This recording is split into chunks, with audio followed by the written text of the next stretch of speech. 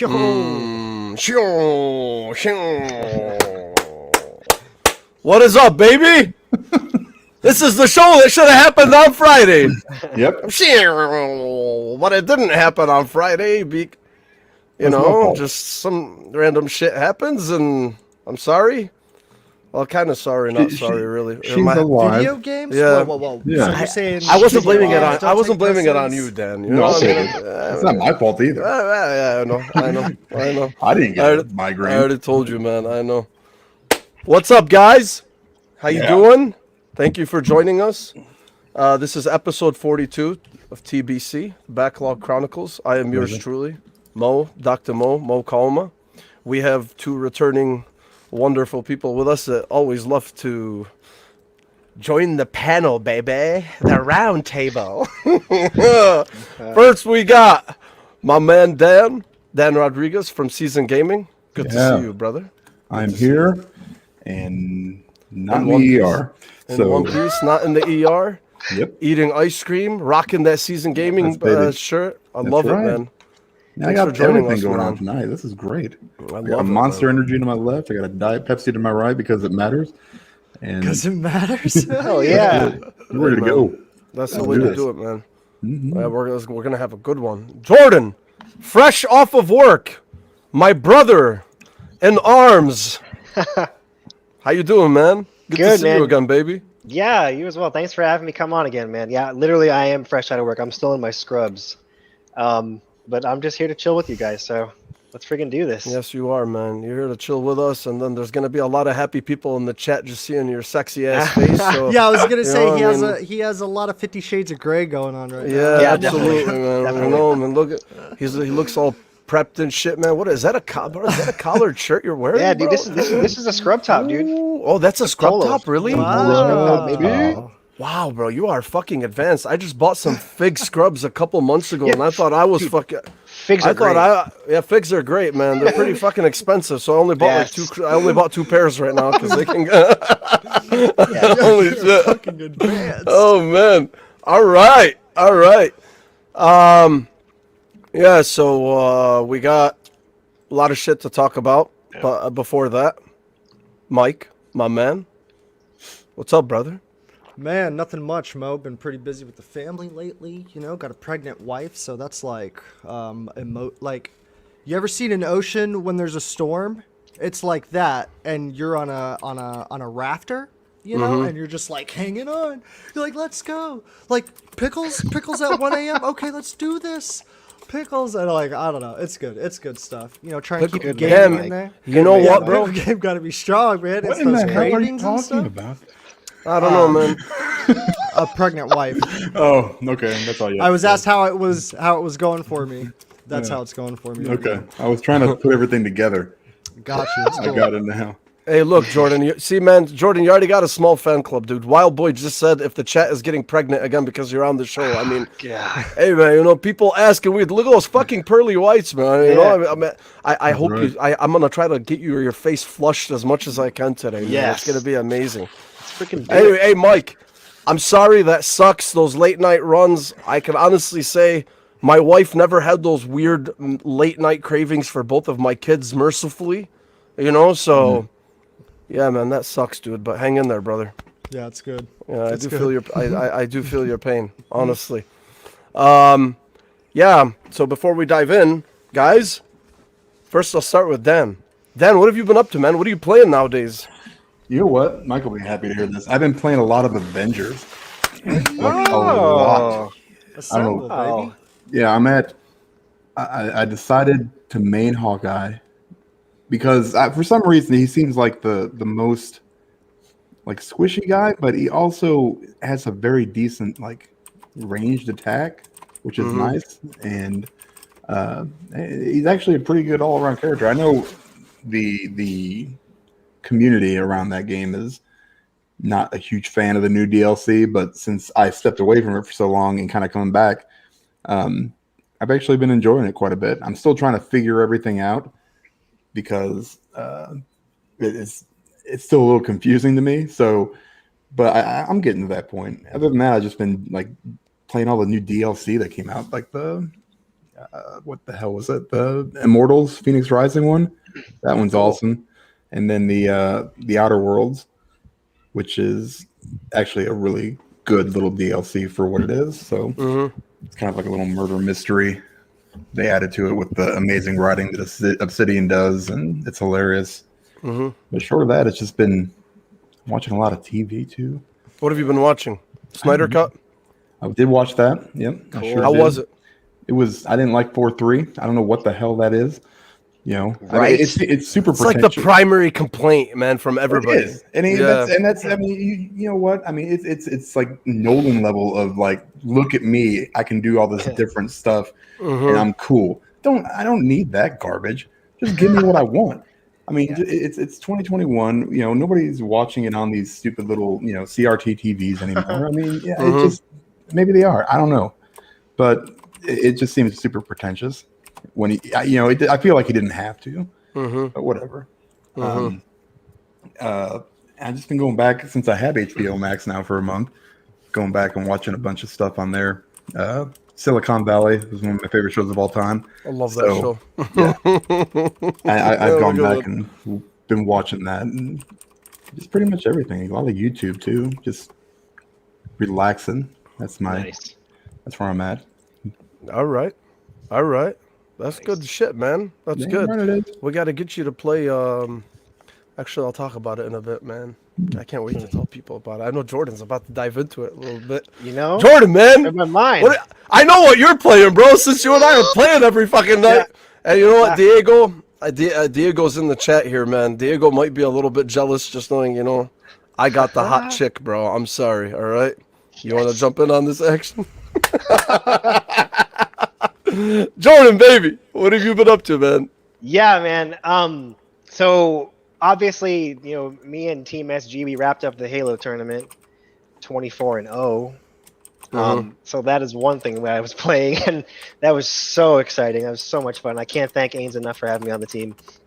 Aside from that, I also picked up Monster Hunter World. I'm playing that with Elu, and he got me into it, and I can't tell anybody else because I'm kind of ashamed that I'm actually enjoying it a bit. Hey man, just don't let It's good that Ainsley's not in this watching right now, because I think he would reprimand your ass. But dude, there's some really spectacular moments in that game. Watching these two monsters come together, but I digress. And then aside from that, how much time? We spent like 3 hours last night playing It Takes Two. Yes, we did, man. We did not want to stop either. I cannot gush enough about how awesome that game is, and I almost don't even want to spoil anything about it. But that's one of the coolest, most enjoyable co-op experiences that I've ever played. And I can't wait to finish it. And that's what I was pretty much saying today, right? Like, no matter how much you say about the game. And rarely do I ever hype up anything. Like, the last game I really fucking was hyped about was Ghost Runner. I personally loved it. Everybody knows that. But, I mean, again, like, it wasn't everybody's cup of tea. But this game, specifically, it's everybody's cup of tea. Like, there's no way anybody can play that game and sit back and say, wow, that was not fun. Yeah. Like, I mean, you're literally. I'll gush about it in a bit, man. But goddamn that game. If you guys are even remotely interested in It Takes Two, I swear to God, you will not regret it. Is it better than the last one? It's not even close, Dan. It's not even close. Smokes it. It's like it's like this. It's like this developer just literally just mastered their craft, right? Like, I mean, you can tell with it with Brothers. And then A Way Out, they started that whole thing, with the co-op and like where you needed actual co-op. It's not like a shooter or wherever, where like co-op where you just fucking pump bullets into a bullet sponge until that person dies, like and call that co-op. Like no, like this is abilities or certain things that you have that complement each other, and the only way to advance is if you do these things together. That type of co-op. And I haven't just seen that to that level with that with that type of creativity in the level design and even the platforming itself is just wonderful. Miles Dampier today, he responded to me. He's like, this is probably one of the best platformers I've ever played. I think he actually said it may have been. No, he didn't say it may. I don't think he'd go that far, but he actually did say that. So I'm sorry, man. I just fucking completely stole everything you were talking about. But I can't gush enough about the game. It's amazing. It's amazing. Trust me, I feel swear to the same. God. Yeah. So it's yeah, better than No Way Out. Yeah. They have similar mechanics. Yeah. Because in No Way Out, you had to actually do stuff with each other. You know, you didn't have like powers or anything, but like you had to crawl out. I remember, and back to back and stuff like that. Yeah, it was such trash. No, this is great, man. This was it's actually a lot more fun. Yes, it's a lot more forgiving with some of those mechanics. Yes. And there's so much variety in how they like give you these abilities that just mesh together so well, and you just navigate all these. I don't even want to talk about it. I want everyone to just play it. Then it's like some of the creativity and the level design, or just some of the things that you do. As Jordan last night, I'm like, how the fuck did they come up with that to make two people do this together at the same? Like, it's just fun, man. It's really, really fun. So yeah, It Takes Two, man. Oh yeah. Then we got to figure out how depressing it's going to be once we finish that game. But I don't even want to think about that right now. Mike, what have you been playing, baby? Man, I've been just getting down on this Hawkeye thing. Pretty solid, pretty fun. The team feels better with him. I fired up Octopath Traveler earlier today. Cool. And man, that game's got visuals, man. And it's story heavy. You got characters, RPGs, stuff. You know what I'm saying? But good music, good times. It makes me kind of feel like back in the day when I was a young kid, like playing Pokemon, where it's like, what's down this pathway? Like, I actually want to, I want more of this world and, figure out what's going on. So, and to me, for a little, little chintzy game like that, to do that for me, I'm like, all right, you got me hooked. Like, the aesthetics are really good. It's got that nautical, north, south, east, west, That's impressive, dude. sailing, aesthetics, if that makes sense. Like wood and shit. Yeah, castles and stuff. Yeah, it's good to go. So I'm gonna keep on, getting into that a little bit. I heard it's very grindy. It might be. I haven't made it that far. I've played the demo and then I you just will started get that far. Yeah, I probably will. But the combat seems grindy. It was grindy. To beat the first boss in the demo, you had to run around in the dungeon, fight the low level enemies, go back, heal yourself, fight some more, get to level 6 or 7 or whatever it is, and then fight the boss that's at 6. But he's super. You know what I mean? It's very cool. Yeah, very cool. But yeah, it's good. Nice, man. Awesome. And for me, actually, I just saw Cyber Gunter. Good to see you here, man. He just said, I just beat Bladed Fury. Great game and an amazing art style. Dude, you are so right. Because I've been telling Jordan about that too. That's one of the games that I've been playing. I've had my eye on that game since last year, probably middle of last year. I remember when I the first time I saw it, and then I reserved some physical copies, because those are they always have very small print.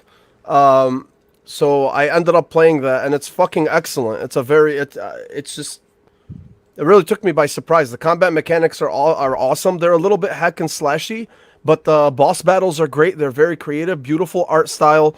It's in Mandarin, and it's translated into English. A lot of exposition.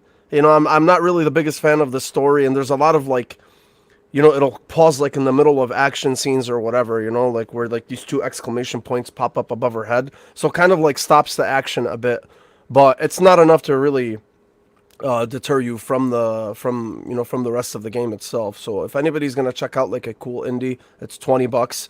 I would definitely check out Bladed Fury. And then what else am I playing? I'm finishing up Resident Evil 7. Almost done with that. It's gonna be a personal milestone.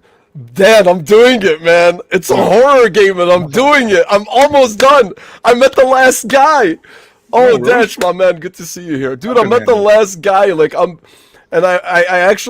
was encouraged by I was encouraged by Elu because he told me, he's like, you got pretty far in the game, man. He's like, most people most people don't get that far, you know. And I was like even further behind when I told him. So I thought that was fucking awesome. Dash, man, good to see you. And yeah, dude, I had to bring the Marcus Phoenix statue down here because my wife was gonna kick my ass if I kept it in the kitchen. I tried. It wasn't gonna work. Well, he's blocked. He's right behind me, but he's blocked by the mic. But why was he in the kitchen? I did it to piss her off. It was funny. Oh, okay. I thought you put it like outside the fridge. No. Like, stare you down when you want to get like some cookies or something. Initially I put it next to the stove, you know, and I took a picture of it and I put it on Twitter, and then I put it in the kitchen. So she comes home and she's like, "What the hell is that?" I'm like, "That's Marcus Phoenix." She goes, "I don't give a shit what Phoenix he is. You're gonna get him out of here." I'm like, "Okay." That's beautiful. He got relegated to the basement. Nope. Yeah, so what else? Yeah, so Resident Evil 7 I'm almost done. And obviously we were just talking about It Takes Two. Oh yeah, look at that. Life-size cardboard cutout of Dan. Dan, would you be willing to do that, man? Sell them on the amount SG. of cardboard that you would need for that, like a real. Come on, man. Look, I'm just saying. It's not more than this one. I mean, Oh, it is. it's not that bad, Dan. Oh shit, this way. Look at him. I've got more like boob, man boob than he does. But he's got probably a better lower torso than I do. He's probably got more down there, actually. Well, I don't know. I mean, like volume-wise and mass. I can imagine Marcus Phoenix's abs. I can imagine Marcus Phoenix's abs just, you know, doing their own, you know, fucking bench press shit. Honestly, So Ames actually put his right next to his weights. That was a good idea. That was definitely a good idea. Where did those come from? They just, I mean, he got one. I didn't know you had one. Yeah, well, him and I both ordered them together because apparently Xbox just had them. They posted them on the Xbox Gear store. And I'm like, dude, am I really about to pay for cardboard? I'm like, okay. I guess I'm paying for cardboard. Yeah, you are. Go buy some Labo shit. Absolutely, man. I mean, we can work something out here where I get, you know, I mean, I don't know what the hell I'll be doing on it. Like eating ice cream. That would be an awesome. I kind of want a cardboard cutout. I can just kind of throw it anywhere. Man. Yeah. Oh yeah, that's just the way to off, do it. Oh yeah, family behind. Yeah, 100%, all the way. Anyway, yeah. So and then so there's that, and then I downloaded also Dark, DARQ. It's like this puzzle game where like you just shift the entire level, you know, and you start walking on walls, but I just wasn't ready for another like weird, creepy, I have to think so much type of game, so I kind of like just put that aside right now. And yeah, man, then there's also It Takes Two. I don't want to gush more about it than we already have, but yeah, I think Jordan and I might end up beating it in either 2 or 3 sittings, so that's I'm really looking forward to that. But let's get into it. The first thing on the menu, my friends, is so apparently there was an article from this website called The Gamer, and they reported on PlayStation that, you know, and this is still all it's not a confirmed report, but it just sounds like it's going to happen. And we're going to discuss why we think it's going to happen. So apparently PlayStation is going to permanently shut down the PSP, PlayStation 3, and the PS Vita online stores in the coming months, is what they said.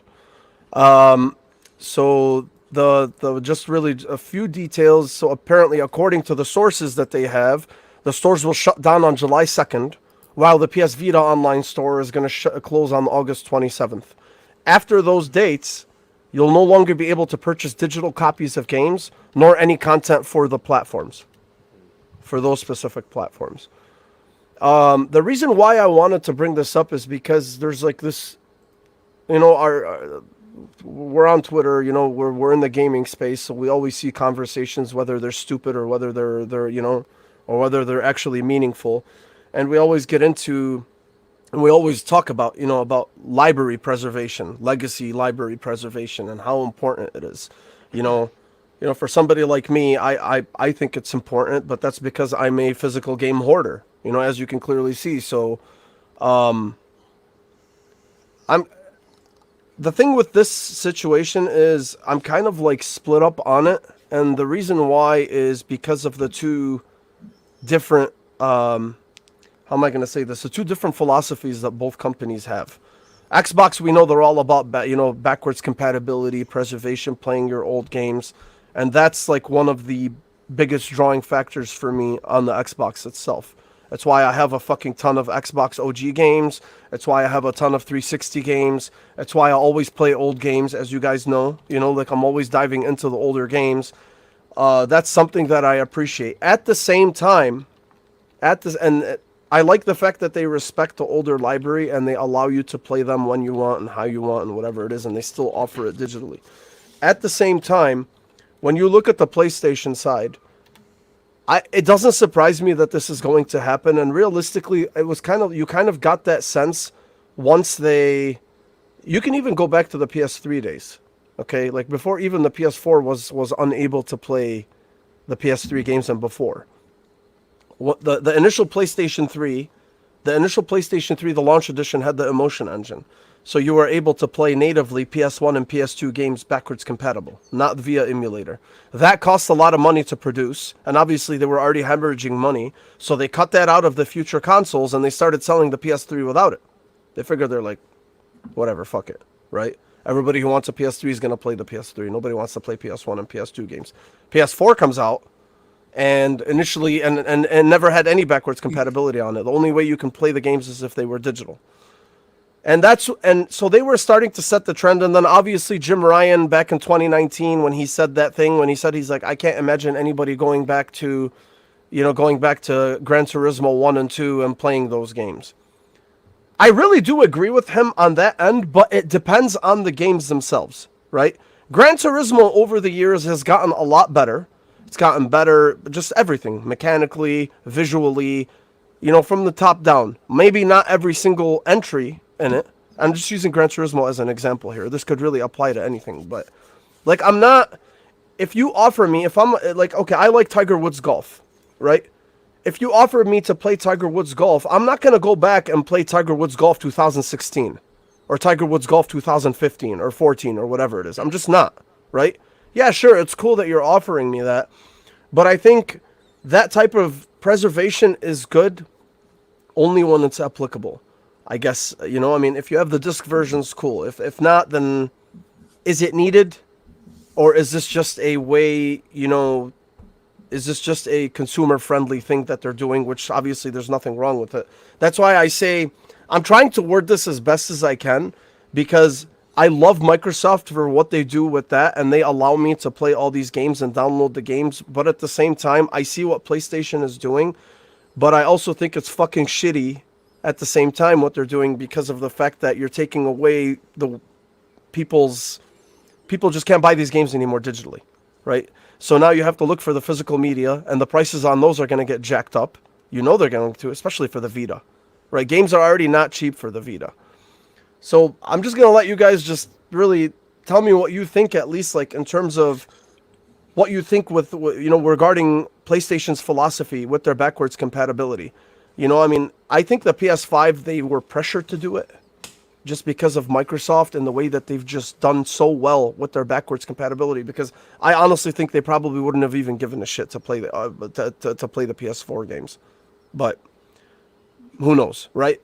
I think it was a good move on their part, considering that they sold over 120 million PS4s, and there's fucking hundreds of millions of games out there that would have just been dead weight if it wasn't backwards compatible. But I don't know. What do you think, Dan? What do you think about this whole debacle? Because they're kind of being fucking dragged through the mud, man. And yeah, it's because people are stupid. Here's the thing. This is generally what I think about this stuff. First of all, digital games really didn't come into their own like they are now until halfway through that generation. So yeah, you're going to have a large portion of, if you're a PS3 player. Did the report say anything about being able to still download these games, or the stores is completely gone? You can't access it whatsoever. So you got to basically, if you have a digital game, you have to download it and put it on like a drive somewhere. Mm-hmm. Okay, so that's all right. So listen, if you're still playing the PS3, great, go for it, have fun. I'm not. I never owned a PSP or whatever it is, or the Vita. I wish I did, but I don't. Most people that have those consoles have physical media already. Mm-hmm. So I'm guessing most of the people that are complaining about it also never owned a PS3 like myself, but I never actually complained about it. But the biggest thing is, I appreciate going forward, how Microsoft does it, because, my library comes with me. I feel like my purchase is still valid. Yes. So I understand where people are getting upset, assuming it's PlayStation users that are upset with this. But this is how they're doing it now. That's the problem. Like people that buy Nintendo games now are shelling out $60 for ports from the Wii U. There's no backwards compatibility. You're just paying it again. You're just paying a whole other $60 and no complaints. People, I mean, some people do, but I mean, it's just is what it is. That's what they do. And I feel like Sony's moving in that direction. Like they're getting a little bit too peanutty right now because they think that they're Nintendo. You're not. And they're not quite there yet. I think they could make it there. I'm for 100%. I think they could go there, and people that are fans of the PlayStation's ecosystem will, do whatever they want. They're just going to play on it. They're just going to be like, all right, whatever. That it is what it is. But I think, it comes down to, should we expect more from these? And I think Microsoft kind of sets that bar really high. And for better or for worse, for me, it's great, but I'm going to tell you how many 360 games I played last year.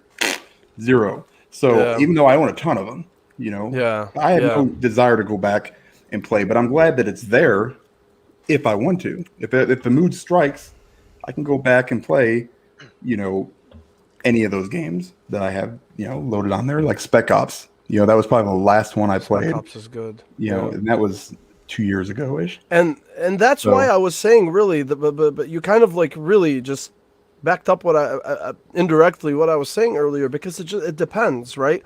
Like last month or earlier this month, it was last month. I'm like, you know what? I feel like playing Ghost Recon Future Soldier. That's the last entry in the Ghost Recon franchise I liked, right? I don't like the new games, so I was able to do that. I popped in my 360 copy and I played it, but. How often am I going to do that? Yeah.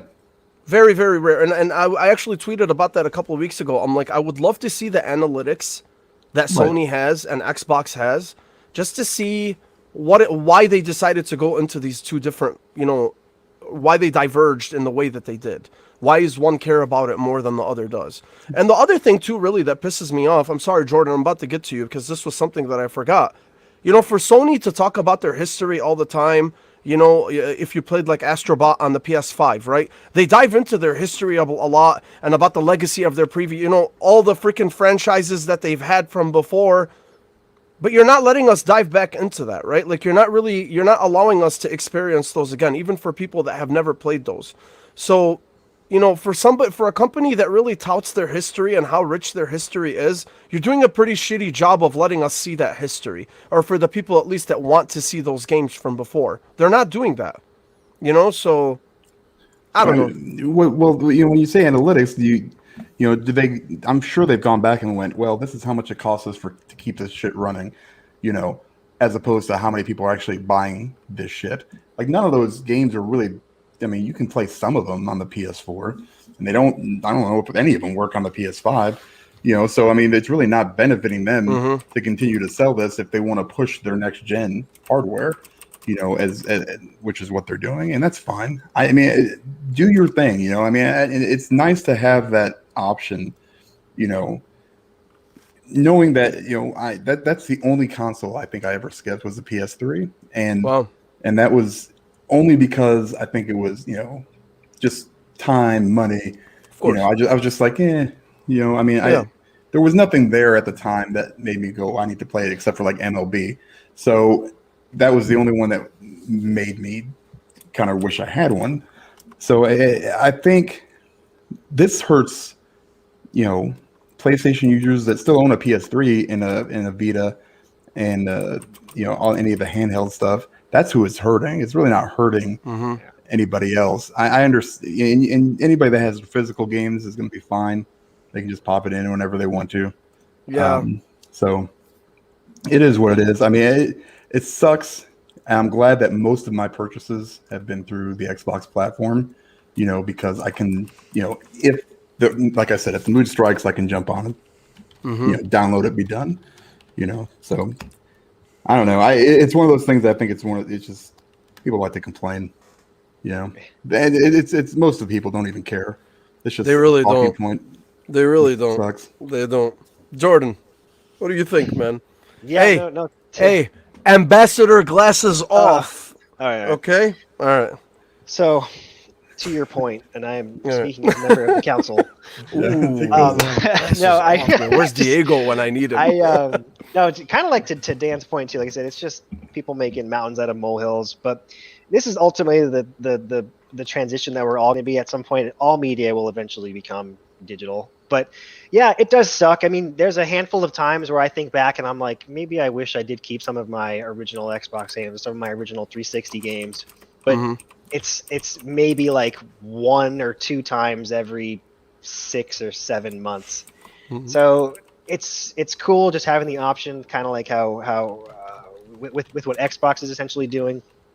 Yeah, it sucks for PlayStation guys, but that's really all I have to say about it. It's Like I don't know, man. Like I've never ever okay, I have a lot of PS3 games, but I've never told myself like, man, I really should fire up my PS3 and put in all those games in there, right? Right. And like it's just if you really want to, you can do that. And the thing is too is like they offered a solution for that, when they started to like up-res certain games, like old games. Like if you go to the PS Store, you can play like the first Max Payne, or you could buy Grand Theft the old Grand Theft Autos, up-resed and a higher frame rate and things like that. But I mean, you still have to buy those again. Yeah. So you can't really play the games that you currently own. And I think that's really where they have them. That's really where they have them by the balls. I want to say is the fact that just the option to do it, whether you want to or not, that it's still there and that it still exists is what really puts Xbox above them, way above them in this instance. So, Mike, where you at, man? With legacy game preservation. How important is that to you, Mike? I want to know, man. I want to know. I want you to get poetic on me. Yeah, so I really like playing older games, any game, because for me, games to me aren't just some fucking like, oh, cool graphics and bullshit like that. You know what I'm saying? Like, I could still play Super Metroid to this day and be like, nobody does it better, son. Because it's like you're witnessing what it was back in the day. And when I was young, I didn't know. Like, I'm just like, oh, cool, you could shoot, But at the same time, I do like PlayStation's kind of like, nah, you're just playing generational games. But as a customer, I'm also like, I bought a lot of PS3 remasters for PS4. And it's just like, because I just want to play any and all type of games. You know what I mean? Xbox, I feel like, is doing it like, they figured that out. They like saw it coming or something like that. But PlayStation now sucks. And that's like the only place that you could play those older games like Asura's Wrath, particularly that I, Metal Gear Rising and those kind of things. If you want to play it on PlayStation, you can just buy it. Castlevania 2, Castlevania 1. You could just buy the 360 games on Xbox. And that's good to go, I know. So, yeah, when it comes to like backwards compatible, like and preserving libraries, Xbox got it going on. If PlayStation made the move to where we're like, nah, we're just sticking it with like this here and now, I would be okay with it. But I would always have that feeling in the back of my mind, like, drat, man, I got to pull dust off my old PS stuff to play older stuff, kind of thing. Because I had a PSP, and I thought it was next gen. I had a PS Vita. I thought that was like what was gonna happen with PlayStation in that regard. mobile, whatever it was, you know what I'm saying? And they had movies, UHD, if y'all remember that shit. Like, I don't know. It just seems like they were going wild, and they were like, no, let's cut back and let's just like focus on what needs to be focused on. Think about even something like Metal Gear Solid, right? Imagine somebody looks at Metal Gear Solid and says like, man, this looks really cool. Yeah. Only one, let's just say this person just has a PS5 and they want to play Metal Gear Solid, but they're like, oh, I can't just play from Metal Gear Solid 5. There's 4 games, but there's four of them from before it. So why can't I play those? You can't play the first or the second or the third or even the fourth on the current console that you have. And that fucking sucks though. I mean, that's an example of it, but still. Yes. And as far as like closing down these digital stores, if you own them already, you can still download them. That's not going to change. But allowing access to it, you know, this kind of like just, it really gives credence to, you know, the whole physical versus digital debate too, you know, because they can pull it from you just like that and you'll never be able to get it again, you know, which is a completely different conversation. But yeah, man, I think we can all agree that it's just, it really sucks if they do that. And that would kind of be like the last nail in the coffin really for the PSP and the Vita itself. You know, the Vita wasn't that big of a success, so... I remember the word getting passed through the news saying that we're not making these anymore. I think it was the Vita, and I remember trying to like, oh shit, I got rid of my Vita. Like, if they're not going to make any more, then they're probably going to be like a rare commodity. You know what I mean? I remember like kind of looking one up, and I was like, okay, whatever. You know what I mean? If they're dropping it, they're dropping it. But I do feel like it's one of those things where you're like, what? Look what I got here. You know, oh, PS Vita. They don't make those anymore. You know what I mean? Which is cool, I guess, or whatever. But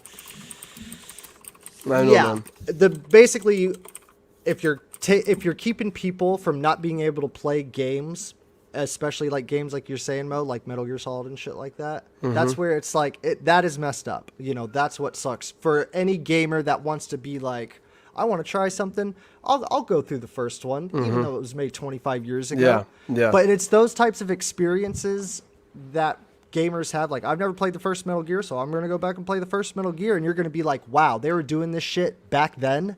And it will like give you perspective of all this stuff. So I just feel like keeping players from playing any type of generation of game is, you know, that's not fun. That's not fun. Yeah. But I just want to do a shameless plug for Splinter Cell. You can play all the Splinter Cell games on your Xbox. From the beginning, baby. Do you guys think that, you know, I mean, how much do you think Sony gives a shit about? They don't. Not they clearly bit? don't. Yeah, no. I mean, if Nintendo can come out and say, here is a game, a poorly remastered game that you can have until the end of March.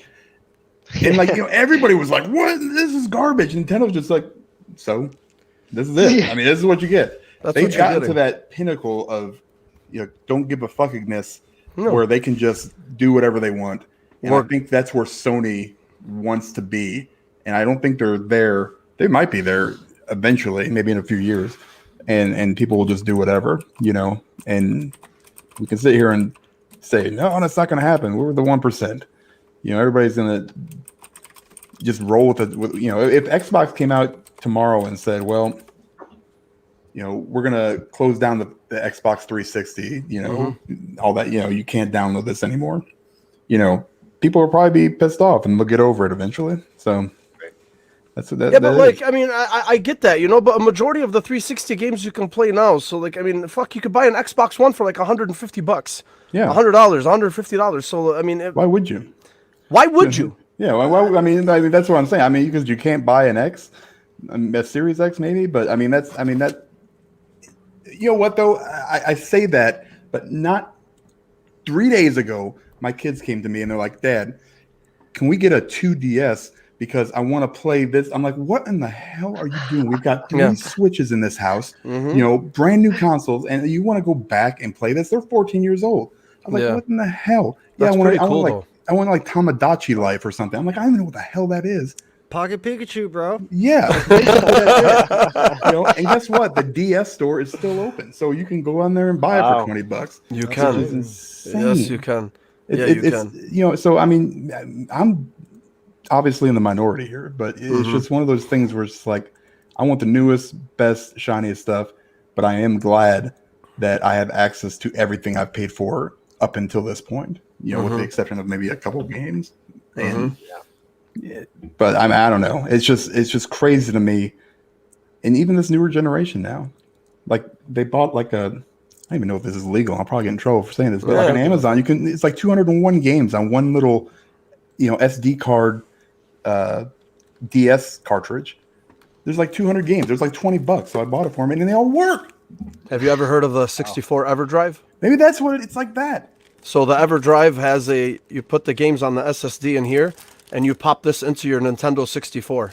I think I have like 200 games on this thing. It's fucking crazy. That's crazy. They can just sell it? Yeah. Like, how is that even a thing? Yeah. So I was like, okay, that's fine.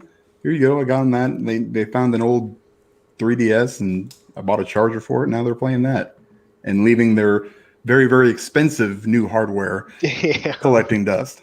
So that's awesome. It's actually cool that your kids even want to play the older games, man. Yeah, I mean, honestly, I swear to God, like they look at, they're all especially gamers. nowadays, man. Yeah, but if you show kids nowadays anything that's older, they'll be like, "What the fuck is this, man?" So What's up, Indy? at least they respect that. Yeah, yeah. I mean, that's what he said. My 14-year-old, they're twin boys. He's like, it's like, why? I said, why are you doing this? Nostalgia. I'm like, get the hell out of here. Do you even know what that means?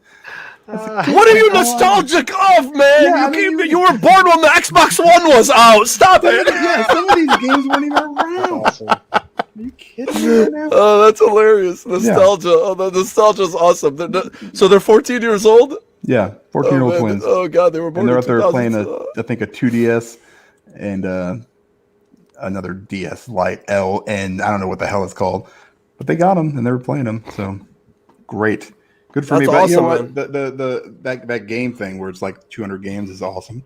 That's fantastic. On a 16 gig SD card. Crazy. That's crazy. Yeah, I know, man. I know. Yeah, they got a lot of shit to... Man, that's crazy. There's a lot of options to do all that stuff nowadays. Technology, baby. Technology. All right. So, yeah.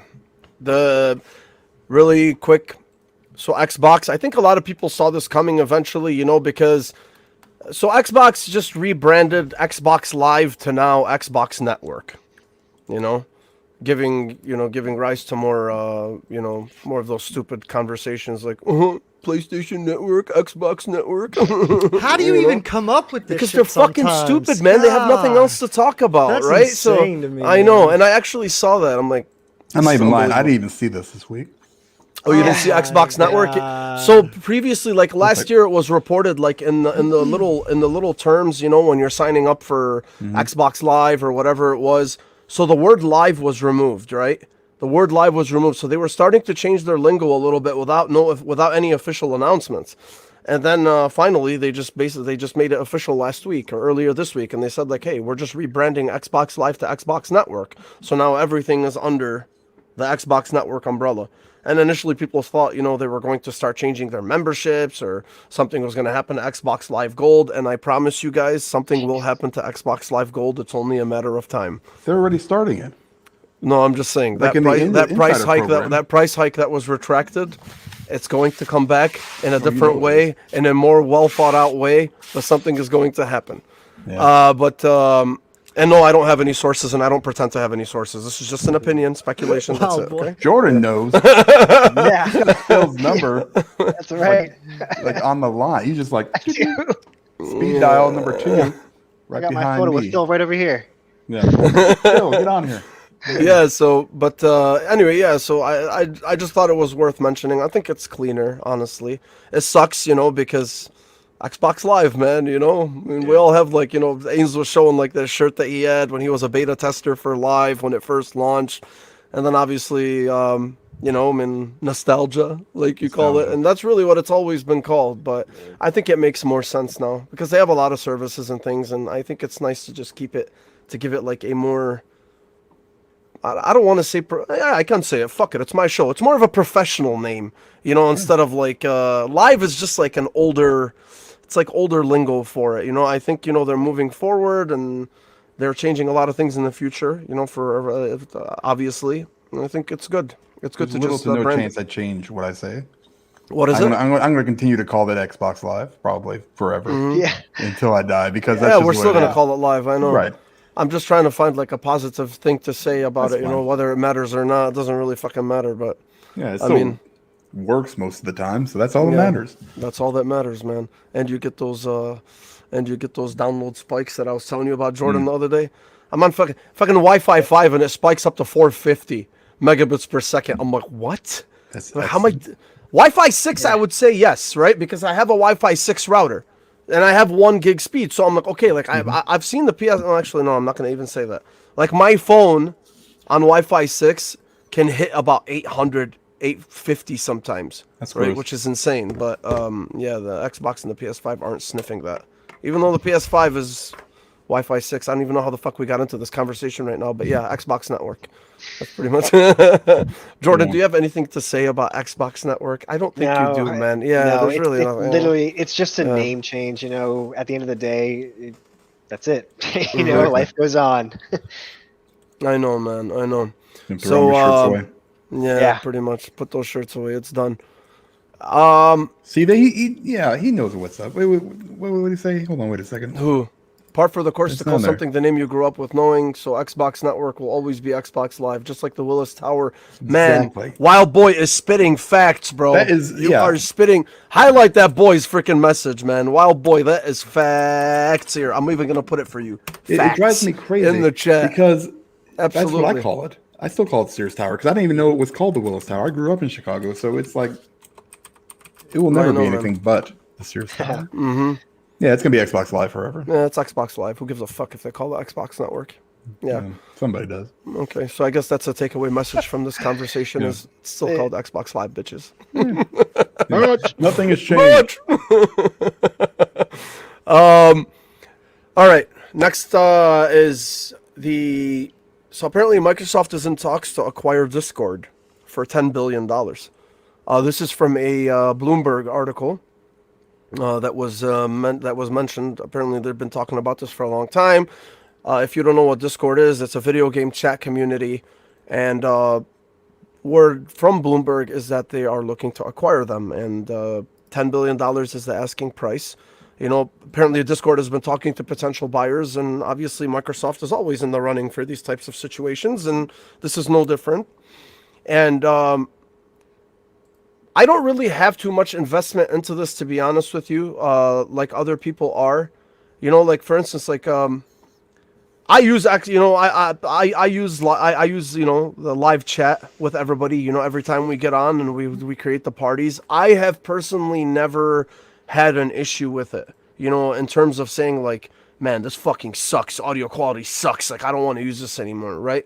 You want to call me a casual? I don't give a shit, right? Like, I mean, it's just that's why I play on consoles. I play on consoles for convenience, right? And that's why I can fucking, you know, load and do the different things. But I do know people who use Discord to chat while they're playing on Xbox, whether it's on PC or whether it's even on console.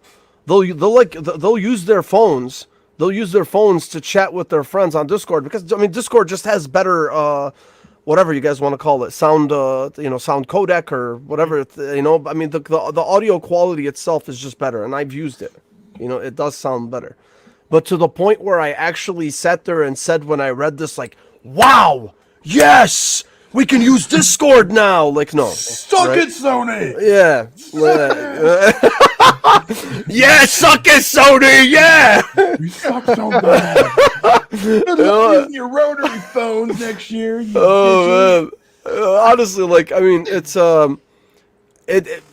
I think this is great, you know, for integration. Sure, will it improve the audio performance? You know, the chat performance on their network? Yeah, absolutely will.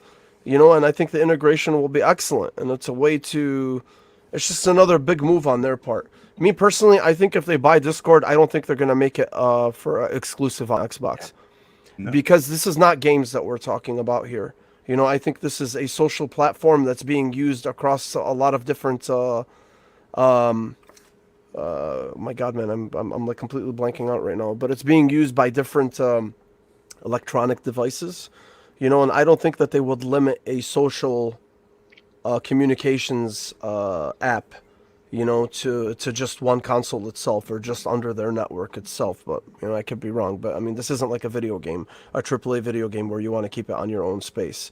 I think I think if Discord came to PlayStation and people who were playing on PlayStation got into a Discord server and they were chatting with their friends who are playing on Xbox, I think that would actually be something that Xbox would welcome, even if they owned Discord, because social communication like that is just something that I can't see them walling off, just because they bought it. And plus, like, Sony is going to pay for it anyway to use it on their consoles and anybody else. So, Dan, where you at with this, man? Did you care at all about Discord, or have you ever actually had a problem with Xbox Live itself? Or just the chat itself, or the social communication? Not to. I mean, everybody has an issue here and there, but I mean, nothing where I need to go. God, I really need to use my phone, and no. I mean, I don't care about Discord. The biggest thing with this whole thing is if they acquire them, they're going to probably move them, because I think they're running off of Google's cloud network, right? Or I think they're Google servers. Yes. So this will basically be able to bring them into, Azure, maybe make that, do some. I mean, I think that's going to be the biggest effect for everything. I don't even know. Can you get Discord on Xbox? Like, is there a Discord app? I don't know. As of now, I don't think so. No. No. All right. Yeah. I mean, if it's somehow, if they take that codec and some kind of mix it in with whatever it is that they are using now, fantastic. I just I couldn't care. Like $10 billion seems like so much money, and I know everybody always says they're a $1 trillion company. It's still a lot of money. Yeah, right? Man. So but they've got to have a plan for it. I don't know what that plan is. I have zero idea of what they're trying to do, except maybe be able to integrate it, something into it. I mean, maybe they're going to look into making it a streaming something, like maybe you can take the old Mixer and somehow mix it in with Discord and make like a new streaming app to rival Twitch. I don't know. I have zero idea what they're doing with this, but and people, I know they said a lot about like how they took Skype and ran it in the ground. That thing was garbage before. So let's not get crazy here. It wasn't all great. But we'll see. I mean, I know a lot of people use it. A lot of people use it for podcasts, and a lot of people use it for, doing all that stuff. So that's great. I've used it like 3 times in my life. My son uses it all the time for his nostalgia games. So, there's that, I guess. I don't know, man. Well, Indy makes a good point here. He says you guys think they may utilize it as a streaming platform, maybe. Yeah, that's what I was saying. Like somehow mix it in with. Maybe, right? Because Mixer's already dead. Yeah. Right? So Mixer's dead. And Mixer was fucking awesome, man. What a God, I miss it. It was so good. Literally watching. It was so good. You guys on that Halo stream, it was driving me crazy because I was like, man, this is the worst. Like it would stutter constantly. It was such garbage. Mixer was always. I mean, it wasn't perfect, but it was so much better, so much better. But there was just no support. And you can only buy so much. Yeah. Right. I mean, you can buy Ninja and Shroud or whoever the hell they bought. At some point you've got to. That's not going to do everything for you. No, it won't. You've got to support it. Yeah. So. And that's the thing. Like, I could definitely see it as a streaming platform, to replace Mixer or whatever it is. But then people talk about Skype, and they're like, "Oh, well, they ran Skype to the ground." Well, I mean, I don't know. Skype is fucking trash anyway. It was trash before that. Yeah, it was trash before, and it's gonna stay trash. So I mean, I don't know why people use Skype as some type of like benchmark for for something like this. But Jordan, what do you think about this? Thing? Yeah, as a member of the council, I just wanted to say that. Member of the council. To Dan's point, I think that's a cool. Yeah, I would hope they could somehow integrate Discord's functionality maybe into like improving or streamlining or maybe changing how Xbox does the messaging system or even the party chat. But I've used Discord a handful of times. I did actually use it a lot more couple years ago, just kind of chatting with friends, and it's a really cool networking tool. So maybe they could use that to build their, I guess, social media or networking procedures or functionality, if you will. But aside from that, if I had to choose between the functionality and ease of use of just popping in an Xbox party chat versus firing up Discord, I'm always going to pick the console. It's just so easy, and then the audio is fine, barring if you have any NAT issues. But yeah, really no issue unless you're trying to Nick, trying to get nostalgic. Yeah, I mean, you're right. I mean, it's just it just works. I mean, yeah, they have issues, but it just works most of the time. Yes. Most of my issues with it are due to user error of my friend who is dumb. So that's the biggest problem I always come up with is the hurdle of getting him to actually unmute his mic. That's it. So, yeah, do what you're gonna do, man. Yeah. Buy the world. Mike, what do you think, man? Microsoft should buy the world, buy Discord, buy everything else, man. Burn it all to the fucking ground. What's up, man? I think it's a good move because Discord to me has been like, I don't really use it because it's just a weird place. You can talk, you can text, you can picture, it is like the old school AIM. Like if anybody remembers that shit, AOL days, and like you could call somebody instantly there. I've actually probably done that accidentally a few times to like random strangers that have been like, yo, join my Discord to talk about this game all the time. And I'm like, what? Is this the chat button? No, it's not. So yeah. But anyways, what's that? Because I hear that it's like a big area, like it's a big platform to talk about video games, but not only video games though.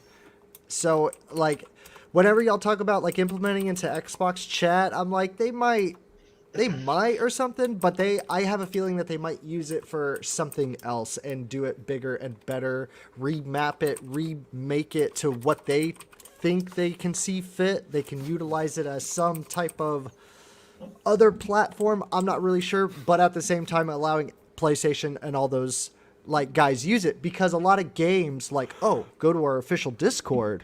Yeah.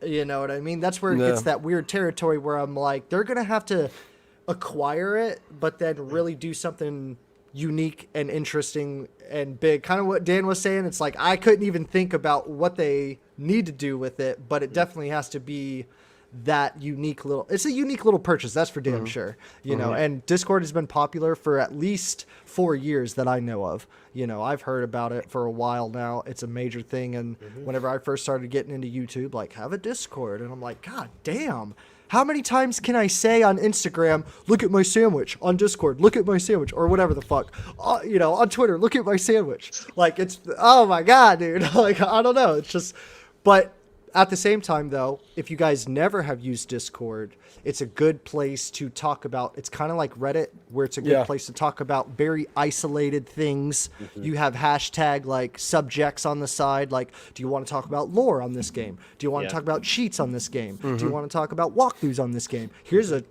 tag for all pictures.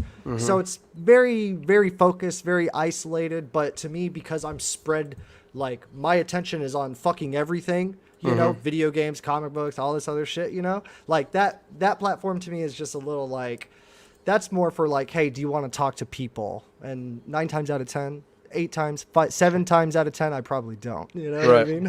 So it's 100%. It's 100%. Unless I know you, I don't really want to talk to you. Wait, this is an app that's making let me, speak with more people. No, thank you. Actually, like I just popped my son's Discord up real quick because I was like, man, it's so confusing to me. And also, he's got a friend named King Flippy Nips. So that's pretty impressive, man. Yeah, I'm gonna have to look into this. Flippy Nips. Flippy Nips. Oh, wow. Oh yeah. Oh I'm gonna have a little talk. The father homework is starting tonight. Yeah, something's happening. He's getting Agent 47 on that ass. Oh my god. Sorry, I still haven't had that moment where you forget to knock on the door of your 14-year-old son's door and something happens and you're just like, I'm waiting for it. Glad I could interject that into the podcast. Yes. You're like on that balance level. Like, it'll happen someday, I predict. I know it's it. for sure it gonna happened happen. about this time I'm for me. literally waiting for it right now. Oh yeah. It's my nightmare.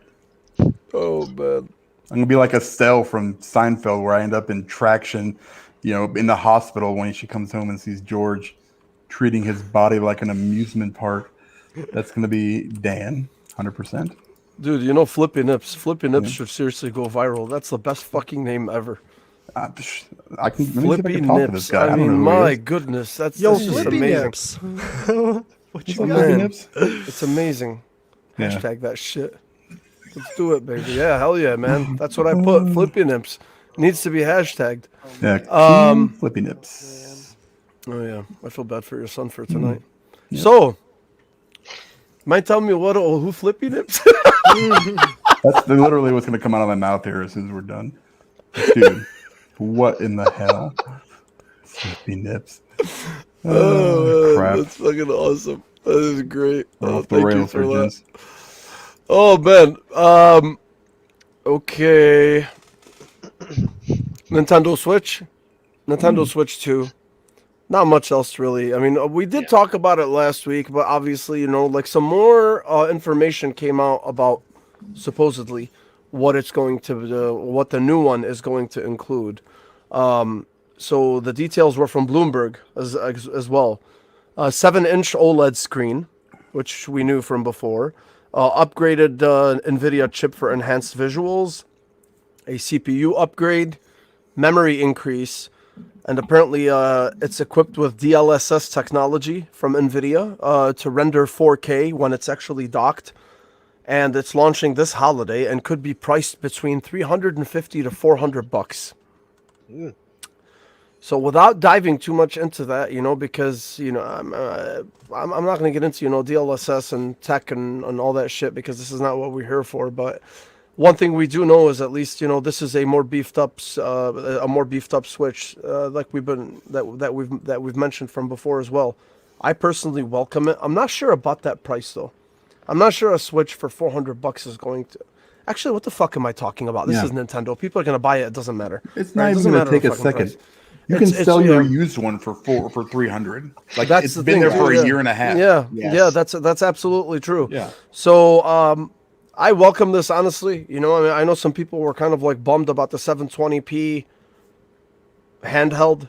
But at the same time, you're also forgetting that you're getting an OLED display. And if you want to know how beautiful an OLED display is versus an LCD display, pick up an original PS Vita and pick up a fucking the redesigned one with the LCD screen, and you'll see the difference immediately.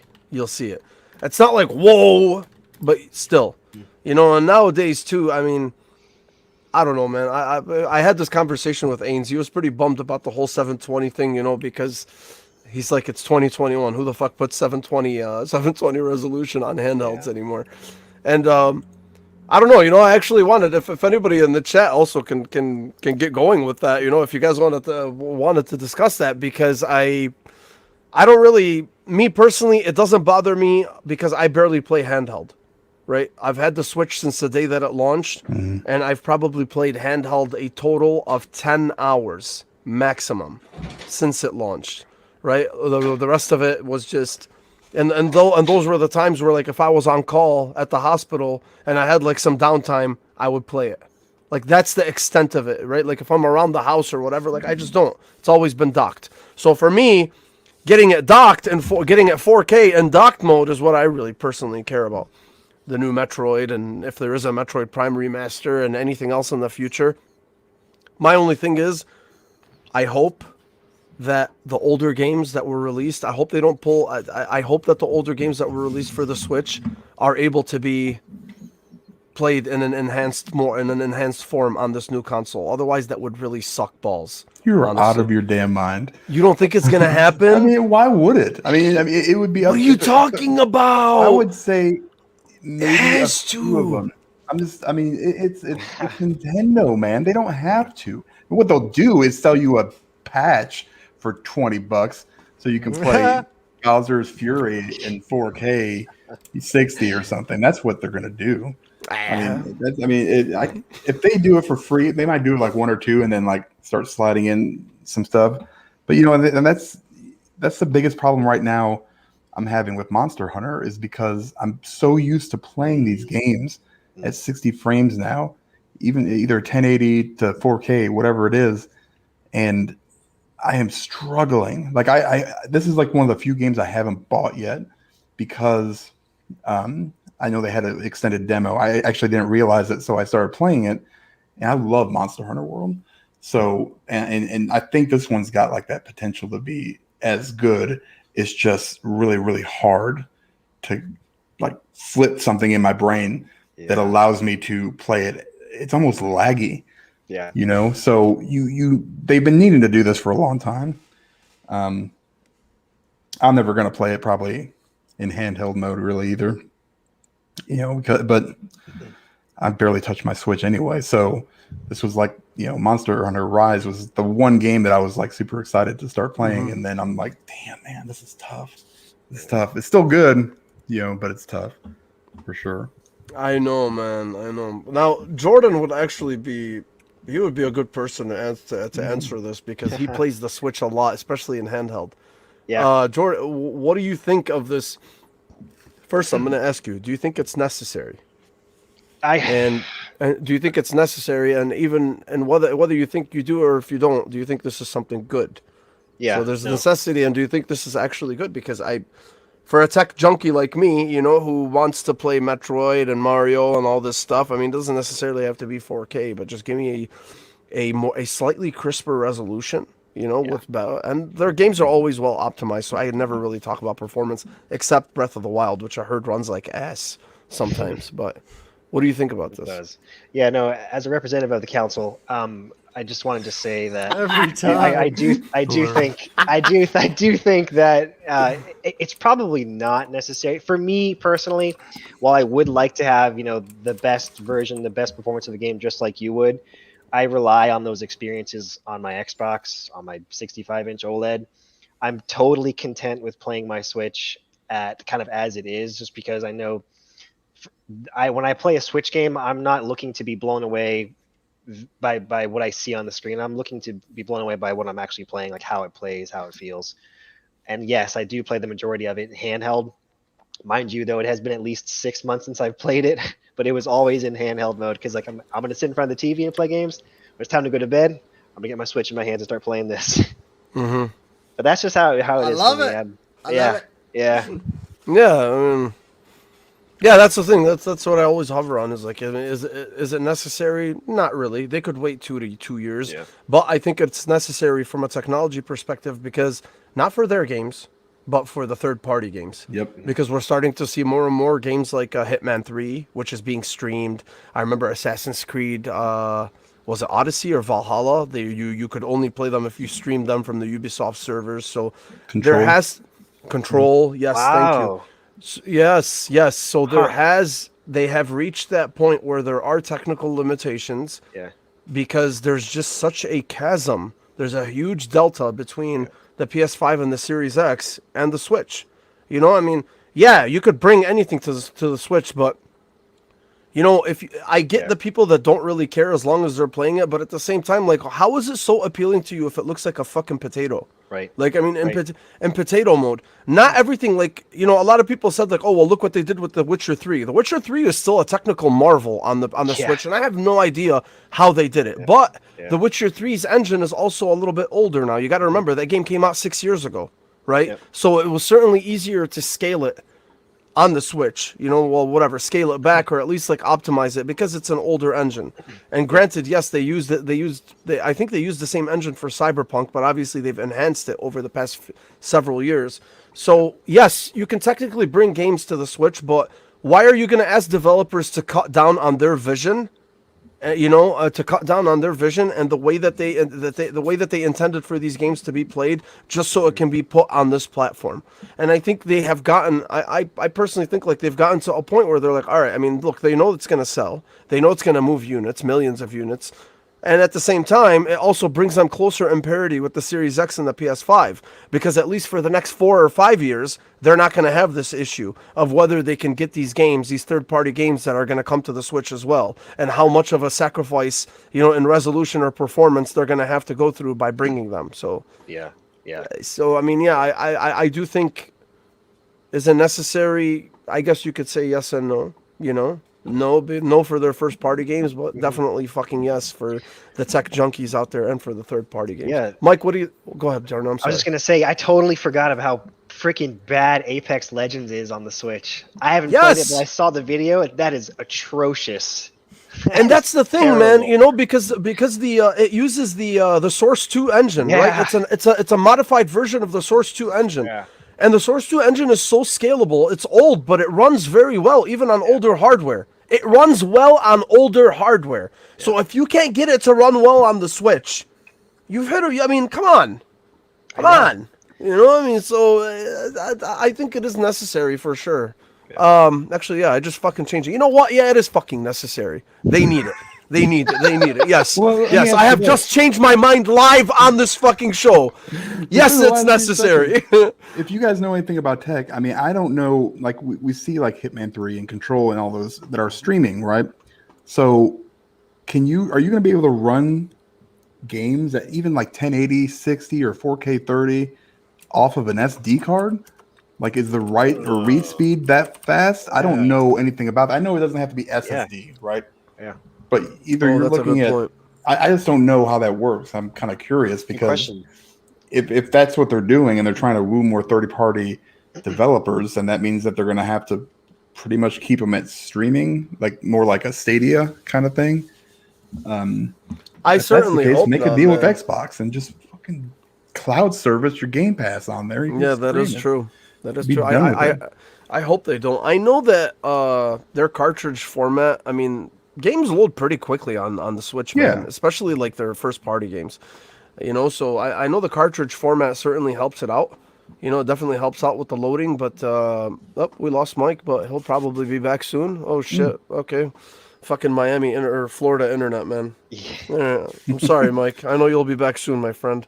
Yep, there he goes. Okay. My bad. All right. Hey, Mike, what happened, dude? Sorry, did you just pay your internet bill in the last 30 seconds? What the fuck, man? I clicked a tab. I clicked a tab. Oh boy. Yeah, anyway, so I forgot what the hell I was talking about, but yeah, they need to upgrade it. Mike, what do you think about this? Do you think they need to you're a Switch user, bro. Yeah, I know you're a Switch user. I like what you're saying, Mo. You know what I'm saying? Like, personally, I'm on Jordan's level where it's like, okay, like, if I were to upgrade, it would be, like, further down the line. But when it comes to, like, and you kind of convinced me just because of the, you know, the verbiage and the info you're spitting, it makes a lot of sense. You know, they do need to do that. And I think that'll be one of those things where it just gives that Nintendo brand a little bit more oomph. And if they do this, I do want them to, like, fix some stuff about it, because, like, in handheld mode for the Switch, man, I feel like I'm going to break that damn thing. Yeah. I don't want to play Hades on it because I feel like that game involves, like, a lot of, like, button input. I have one of those, like, pro controllers, you know, so I usually tend to play it on my TV or whatever. Whatever. I mean, that's just one little thing personally for me. But when it comes to like 4K, running those third-party games, you want to do that. I definitely believe, and it will become, because for me, Nintendo has always been, I'm only going to play Nintendo for Mario, for Zelda, for, Metroid, and like those more exclusive games, you know what I mean? That kind of give off that cartoony vibe. Doesn't matter if it's 4K really or 720p. I recommend 1080p or like higher personally, you know what I mean? But it needs it for sure. But, and like as a consumer, man, it is one of those things that I would like not put in my head, but I would always be seeing it and being like, ooh, that's a beauty right there. Like, I might go for that next time. Or like, you know what I mean? I would definitely consider it because Nintendo ain't no fucking company to sleep on. That's a fact. You know, that's a fact. Yeah. Like, and I like getting off of my Xbox and PlayStation games that are super kind of like serious and adult. You know what I mean? To get on the Nintendo, cha-ching with the coin and whoop with the jumps and stuff like that. Like, you know, Nintendo. It's Nintendo, man. And I always said, man, they could press shit into a cartridge and they'll fucking sell it. So this is no different, honestly. And honestly, even Doom makes a good point in the chat. He said, I'm not upgrading my Switch because it makes no sense. It's supposed to be a chill console. It's not an Xbox or PlayStation. It's not supposed to be, in my opinion. So that is the other thing. That's the other part of the debate as well, because Some people like you, Doom, a lot of people just see it as more of a handheld, right? And if you ask Nintendo, they will never call it a handheld. They call it's a home console, right? They classify it as a home console. That is a hybrid if you want to play it in handheld mode as well, right? So, yeah, for the people who love to play handheld, I'm sure it's, it probably won't really affect them that much. But for the junkies like me who see it as a console, sitting next to my Series X and next to my PS5, yeah, sure. I because they'll spoil me in the performance and visuals department, so I'd like it. I'd like to see more out of it from that perspective. But I see what you're saying though, definitely. So that's that was a good comment. Edgar, what's up, brother? Edgar, yo. So yeah, all right. Enough about Nintendo. I thought this was fucking stupid, but I still wanted to talk about it anyway. Because I just think it's ridiculous. So Fantastic. I'm a big Ninja Gaiden fan. Especially the Xbox games. The Ninja Gaiden 1 and 2. I love Ninja Gaiden 1 and 2, and I thought the Xbox versions were the superior ones to the Sigma versions that released on the PlayStation. I know PlayStation, they kind of like modified them a little bit, from a narrative perspective. Visually, they updated them a little bit, and then they added some playable characters, but they just they really truncated. They didn't feel as visceral as the previous ones, especially 2. 2, you were able to fucking lop limbs off, heads, arms, legs, whatever it is, and they really cleaned that up, I guess, for the Sigma versions. And the Sigma versions, if you didn't know, they came on the the PS3 and the Vita. And apparently, Team Ninja, they said that the reason why they went with the Sigma versions for the Ninja Gaiden Remaster trilogy is, and I kid you not, because they couldn't salvage it because they lost the fucking data for the original Ninja Gaiden 1 and 2. Fantastic. This came from them. In this day and age, with all the storage options and everything that's there, I still can't wrap my head around how they were able to do that. It's mind-boggling to me how you're able to, some of the best games that you've ever made as a company, especially those first 2, right? And they said that they were irretrievable. They said only pieces of their original data were still intact, but we couldn't salvage them. Did they have it like on an 8-track? Right? Hell, That's exactly why I wanted to mention it. Like, how? How is that even possible? What the fuck did you have these games stored on for you to say that they're irretrievable and we only have fragments? Like, what the fuck were they? Were they on a floppy disk, man? Jesus Christ. Oh my Sounds like God. internal problems, actually, maybe. I mean, you can't recover the game? Like, what do you Hilarious. mean? It's your property. Like, did it burn down in a studio fire? yeah, but honestly, you know what, Diego? I'd even wager what you said is absolutely, yeah, man. They probably were stored on a fucking MySpace server. Like, I mean, it's ridiculous. Seriously. Tom? Where the fuck are you, Tom? Yeah. Come on, bro. I mean, seriously, dude. Like, I just wanted to mention it because I remember reading it and I'm like, are you fucking kidding me right now? Like, really, that's what it is? So me personally, I'm just gonna stick. I would have honestly got it, especially if you know me, because I'm a degenerate when it comes to game spending. As Dan and everybody fully knows. But I'm not gonna get it. I don't care for Ninja Gaiden 3. I have the Sigma versions on the PS3, and I have the OG versions on the X. I have Ninja Gaiden Black, and which was amazing, and then Ninja Gaiden 2. I have it on the 360. So there's just no point for me, right? And those are going to run very well on the Series X, and obviously they're going to be up-resed, and they're going to fucking play in beautiful 60 frames per second. So there's no incentive for me personally to even get this, but especially now, like, I mean, with this fucking lame-ass excuse that they gave. But do you guys have anything to fucking comment outside of the fact that they stored them on floppy disks? No, one thing I did want to mention, I'm not sure if you guys may remember, but the first thing I thought of when I heard about this is like, yeah, what the hell did they store it on? You guys may remember when No Man's Sky was coming out, their studio flooded. They had like this terrible storm that destroyed their whole office, but yet they still salvaged their game. So what the hell happened to Ninja Good Gaiden? recall. Good recall. Yes. Lord. So what the hell? I don't know. Honestly, That's a man, bummer. instead of spending $60 or whatever they're gonna spend on whatever, if you have a Series X, I would seriously just recommend you buy Ninja Gaiden Black and Ninja Gaiden 2. Okay, you'll spend less money and you'll get, in my opinion, more superior versions. Yeah. But yeah, if you have a PS5, yeah, Team Ninja, think you're kind of fucking fucked. I'm those sorry. guys.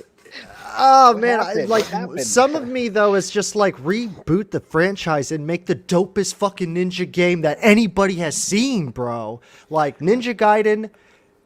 They tried with 3, dude. Itagaki's not there anymore. That game had no fucking soul. That's it, dude. Well, whatever. Yeah. Now, Yeah. 2021, that's what they said. Yeah, we lost it in a forest fire or some shit. And so we decided to reboot the franchise. Here's the best ninja game that you've ever seen. It reminds you of the old days. When people say video games, Ninja Gaiden literally is one of the games that like comes to head because it's like, you want to be a ninja with swords and all that.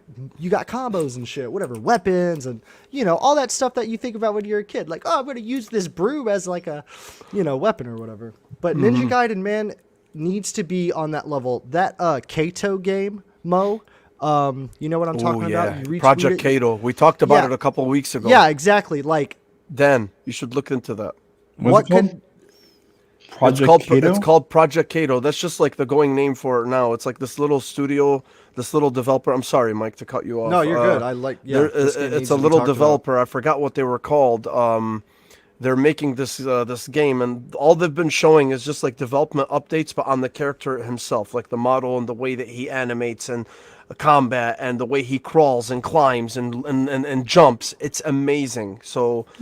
Look into that, man. They have a couple thousand followers, and it's starting to gain a little bit of traction. But I've been watching them for a couple months now, and the reason why I'm piggybacking off of what Mike said is because that is how a modern, at least ninja. Yeah, That's how you exactly. should program a modern ninja to look And then and they play. put the Ryu Hayabusa skin in Neo 2 here recently, and it's like, hey, Neo 2 is a very, very good game. It's more Souls-like, not really flip around and ninja style, but that might be something. Like, I don't know if it was an anniversary or whatever it was, but they put his skin in there, and usually shit like that kind of means like when Capcom put Dante's skin in Monster Hunter World, you're like, what the fuck? And then boom, Devil May Cry 5 was announced, and you're like, what the hell is going on? Word, Capcom. Let's So go, Team Ninja. the developer is called Imagine Dreams. Imagine There you Dreams, go. all one word. And it's called Project Kato. They just actually put up a video, just a few days ago. Dude, it's so nice. It's so beautiful the way he animates and the way they do it. So I hope at least like they create something special out of that to kind of give us that that itch that we've had for a proper Ninja Gaiden revival. Yeah. Whether it's because Team Ninja is not going to be able to do it. I don't think they're going to be able to do it the way that they did. So, yeah. Anyway, yeah, floppy disks, baby. That's where it's at. Oh God. All right. Quickly mentioning it as well. Ghost of Tsushima movie. Apparently, it's coming. It's being directed by the director of John Wick. And obviously there's no cast yet, but Sony is fully on board with it. Obviously it was officially announced. I think, if they're able to do it, I don't want to get into this whole conversation about like video game movies and how well they're made or whatever. We all know they've all been trash for the most part. But I saw this funny conversation about who are they going to get to play Jin Sakai, and it's just like, why the fuck don't you just get the guy who actually played Jin Sakai, since it's a fucking exact model of his face and his voice, So I don't know how they're going to do it. If the director of John Wick is on it, you can be pretty damn sure that at least the combat sections and the combat scenes are going to be stylized and they're going to be nice. And I don't really have much else to say about it itself. We cannot sit here and speculate how they're going to do it, whether he gives a black and white mode or whether they do it, it's something similar to, respecting the Kurosawa, format or whatever, the way that Kurosawa made his movies or whatever it is. But hopefully they don't fuck this up. That's honestly the best thing that I'm going to say is I just hope they don't fuck it up. I really Yeah. don't have much to offer to it, outside of just bring the fucking actor that played Jin Sakai, and everything else will fall into place. It makes What do you sense. think, Dan? I mean, Dan, you guys discussed it on Season Gaming the other yeah, day. we talked about it a little bit. I basically said just don't whitewash it. Like, have Scarlett Johansson as Jin. Short of that, we should be fine. I think we'll be good. I mean, it's. Here's the thing. I know you didn't want to talk, but we haven't had a really good No, video man, game. talk, please. I think Uncharted is going to kind of set the new standard. I'm hoping it does. Yeah. God, I hope. But and then Ains brought up the fact that Marky Mark is in it, and I was like, damn it, maybe not. So it's going to be, the bar is super low right now. You bring in a guy that's he's still got several movies he's doing before this one. It's very, very early. I love Ghost of Tsushima, and if they do it right, I think it would be an excellent movie. I actually just watched a YouTube video yesterday where these Japanese swordsmen actually do some of the moves that he does, like in the game, like the Heavenly Strike, and I was like, man, they actually can be done. Like this is all like real shit, and it was crazy how fast these guys move. So, I'd like to see it. I want to see what they do. As far as I don't know. I've never seen the actual actor. I've seen his face.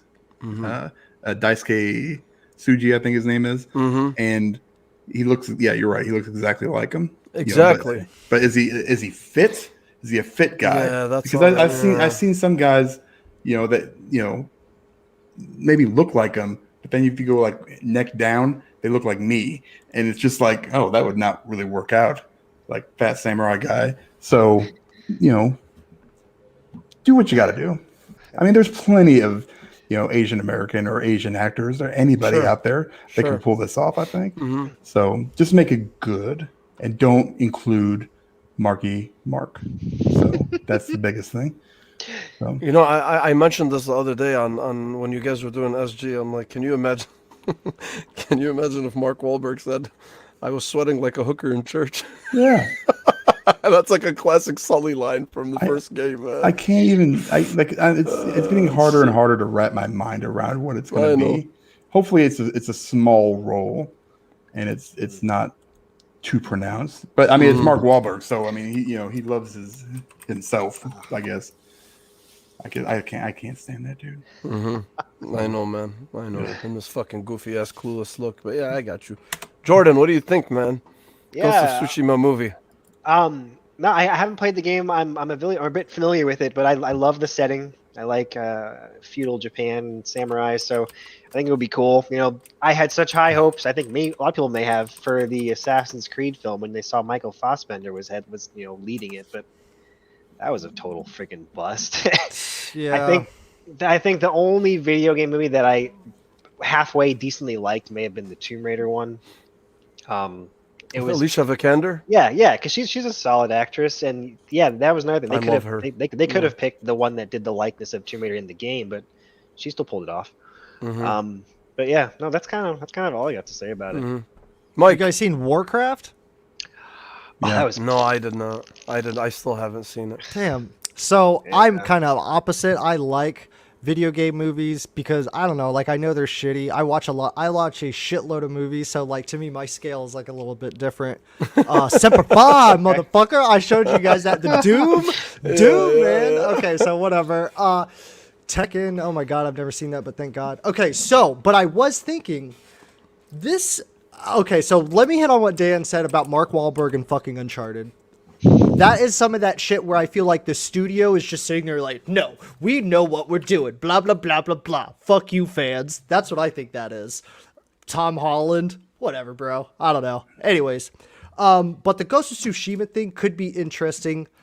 Mo, you're right. The John Wick director and how he like films combat and like how legit he goes all the way because I know he went legit in the martial arts and that. Yeah.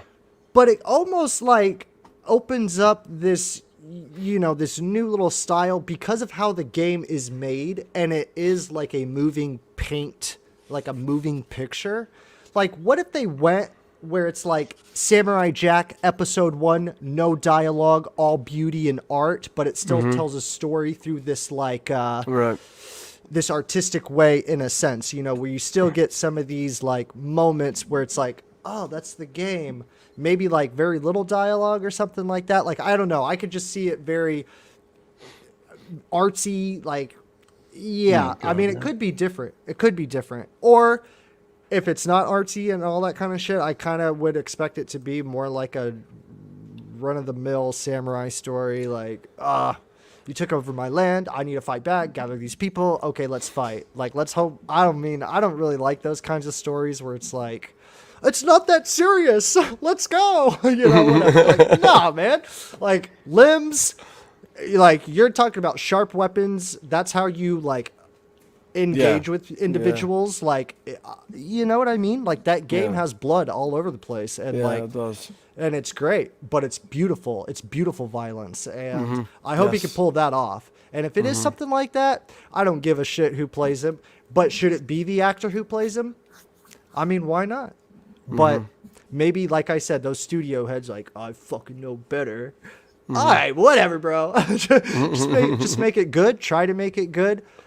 Uncharted, though, man, I don't know. I know that's not a topic, but because Dan mentioned it so much, I am just like, that could go either way for me. And I don't like that. I feel that way about it because I want to be like, fuck yeah, it's a video game movie, but who cares? You know, that Uncharted flick, I'm just like, they're trying to go big with that. And because they're trying to go big, that could be like a difference in storytelling for video games. They might find that formula. You know what I mean? Doom. Well, Jordan actually mentioned it, you know, with Michael Fassbender with Assassin's Creed. Look, man, the best way they know how to Very good example. Yeah, because the best way they know how to pump fake us is to give us these big fucking names in Hollywood, you know, and to give us hope that these movies are going to be good, and in the end they end up being ass, you know. So that's the thing, you know. Like, I mean, man, if Uncharted sucks, you know, and it's gonna be really fucking shitty, right? Like, I mean, you're gonna be like, really, man? You brought Tom Holland, you brought Mark Wahlberg, you know, who I know Dan absolutely loves, you know. I mean, and then you still couldn't make a good game, despite, you know, working with Naughty Dog and apparently, you know, playing the games and knowing the lore and the stories and all that shit. I mean, that's gonna be some.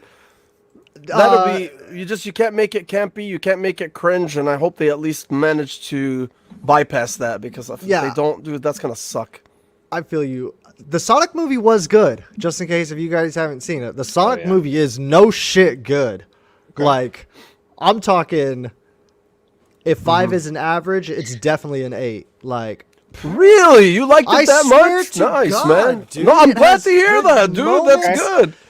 I remember, Mo, a few weeks back, like, I don't know, maybe like a month ago, I was like revering. I'm like, dude, they changed Sonic for the better. Like, I can't believe they even did that. It's one of those like revitalization things where the fans have a say kind of shit.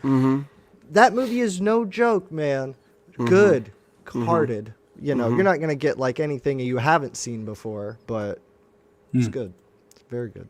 That's good shit, man. Worth it with your family for sure. Okay, all right. No, that's awesome, dude. You know, we've got The Last of Us coming out. You know, the Halo stuff coming out. We've got all this stuff coming out. I mean, they've got an opportunity here, I think. You know, with an IP that, you know, as much as it's known by gamers, isn't really as big as something like Uncharted. So, you know, I just hope they do something fresh. A lot of it, I think, is going to be up to the director too. You know, did you guys see the Suicide Squad trailer? I mean, just I did. 2 minutes. See how? What did you think? I loved it. Like, right? James Gunn, you can tell his style almost immediately, and it's good and fun. It's like that 2 minutes was better than the entire rest of the other movie I watched. I was just like, this is it. Okay, so this is what it takes: is a guy that knows what he's doing, that, you know, takes some risks, but also, you know, he knows the how, you know, the background of the story. He knows all this stuff about you know, the Suicide Squad, so it kind of comes out even in the 2 minute trailer. And so, I mean, I think that's going to be a huge part of it. I just hope they do it justice, and that goes for pretty much any video game movie. Because I'm still waiting on one. I know we got Mortal Kombat coming out here soon, but I'm telling you how my hopes are for that. They're not. So we're keeping them crossed, baby. We're keeping them crossed. Yeah, The Witcher. I mean, that was maybe that's a better way to do things, right? Like just Yes. start doing like Netflix shows or Yes. series. They just Mm-hmm. they just don't need to try to emulate gameplay. They don't need to try that hard to like make it a video game movie. I think that's where they get fucked up. It's like, how do you put in 15 hours of gameplay in a movie to be told scene by Yeah. scene? Like, nah, man, that's a 5-minute combat scene. You just need to make sure the combat gives off that's why you need to be focused and know your shit, because you know what it feels like in the controller when he comes back. Okay, so in one frame, or in 3 minutes, I gotta emulate what players think in 10 hours of combat with like Kratos or any of this, like magic, melee, range attacks, whatever. The movement, the actor really moved like he did in the game, or that sound, the way it did it, like it moves like the game. And that's what gamers will pick up on, you know what I mean? Like similarities, not imitations, if that makes any sense. I would rather, just to piggyback off of Diego and Pampa in the chat, but I do think we're at this point right now where Netflix has kind of, Mike, we've talked about it for a long time now, about the renaissance of the video game movies or series that are coming to Netflix and whatnot, especially with The Witcher. But yeah, I do think series would be better. And the reason why is because if you give it a respectable budget, okay, you can stretch it out and you can tell the stories better than trying to cram so much into 2 hours. And I think a lot of that's the problem. I that's one of the biggest problems that we have, and why everything is so fucking disjointed whenever we watch these video game movies. Because you're trying to cram so much into 2 hours, and it doesn't work. Yeah. It doesn't fucking work. Yeah. So I think stretching them out over a series, definitely. I think it's more enjoyable, at least in my opinion. I think it's more enjoyable, and I think it would look at The Witcher, man. I know The Witcher is based on books, but still, to the It's still average a person, video game, I right. mean, yeah, It's a I mean, they're video still game. video Yeah, games, yeah. so the way they did it was just amazing. So I think Snyder Cut is another good example. Stretch it out, get that story in that you couldn't do normally or whatnot. We might see like the beginning of these extended 3.5, 4 hour movies that are broken up into parts, but are looked at as series. Like for the last 2 days, I've been watching Snyder Cut again. Like every night, watch it for an hour, and I'm like, oh, so this just happened and the bad guy just left. Like, I can stop right here and I'm good with it. I'll come back to it whenever I'm feeling this again or whatever. So yeah, series, good to go. I thought The Witcher was good. There are some video game movies that I really do like Warcraft and stuff. And that's kind of, I don't know, that looked like that Disney budget type of shit. That's Blizzard for you. That those wolves look real. And that magic looks real, dude. But yeah, Ghost of Tsushima could be done. It's a grounded type of story. You know what I mean? It's historical. You know what I mean? So it's very good. And just speaking on Ghost of Tsushima too, dude, something happened to where the island of Tsushima was like given to somebody because due to gamers and the director their, and the producer. contributions. The director and the producer of the game itself, they were actually made like official Ghost of Tsushima. Like what was it like? ambassadors or something? Yeah, they were Liaisons. No, I don't know. what the hell is it called, man? When you tourism ambassadors. Okay. Yeah, so I was like, wow, That's that pretty is cool, man. a video game. Because they did such a fucking great job, dude. The Japanese were really impressed with the game itself because they did such an incredible job of respecting the really just the heritage itself and the way that they portrayed it. And what made it even more amazing is it's a Western studio that was able to do it. Right? I mean, that fuck, man. Kurosawa thing got me too, Mo. What you I mentioned mean, I'm sure they earlier. were probably looking at like a Western studio did Japan better than Japanese studios do. And obviously I'm being sarcastic, but to give it that much love, Yeah. I mean, you had to have look how much respect they showed the studio and the game itself for just something small like that. So I like that too. And just to hit on Dan, what you said earlier about the whitewashing thing, like I know the Ghost in the Shell movie, like I fucking love that movie. Honestly, I've seen it 100 times almost. I love it. But because I'm so into it, the Japanese even said, they were like, nah, that's a good fucking movie, and I'm good with all that. And I was Right. like, awesome. So it's just these spoiled little American motherfuckers who have problems with. Listen, Yes. I don't care. Like, I'm just pulling the shit I never watched that movie, so like I know everybody was upset about it, but you know, I mean, do whatever you have to do, make everybody happy. Right, Just give me a right, good I feel movie. you. I want the end product. You know, that's what I've always been concerned about for me, anyway. You know, give me that good stuff. You know, people are going to complain no matter what you do. You'll find something, and they'll be really upset about it. It'll be something that nobody would have thought of, and you'll be like, "Oh yeah, I mean, I guess, whatever." You know, the movie was good still. You know what I mean? So Yeah. So anyway, let's hope they do a good job with that. I was actually going to talk about I wanted to mention Battlefield 6 and Call of Duty rumors, but I don't really feel like talking about them, to be honest with you, because until we have something more solid, like, it's just fucking pointless, to be honest with you. Just be like, well, hey, what do you think? You know, They will be rumors here. first person. They will be first guns. person. That we can guarantee, and we don't need a source to guarantee that. yes, That Battlefield 6 and Call of Duty will be in first person. So, yeah, I think once we have more solid information, you know, from the devs and whatever, then it'll definitely be worth at least mentioning because, yeah. Anyway, so I'm going to cut that. But what I do want to talk about really quick is Kojima. Whether you hate him or you like him, I personally am a fan. I'm a big fan of him, and I think Mike is too. Apparently, Kojima Productions is likely to announce its next game quite soon, says their art director. So the art director is Yoji Shinkawa, and he's been with Kojima forever on a lot of his games. He said just recently in a video interview with AI Hub, he said, well, yeah, I'm doing something for sure, and I could tell you probably that we can announce it quite soon. Obviously, like I said, he's a longtime collaborator with him. You know, he did his character and mecha design work on the Metal Gear franchise, so they've been together for a hot minute.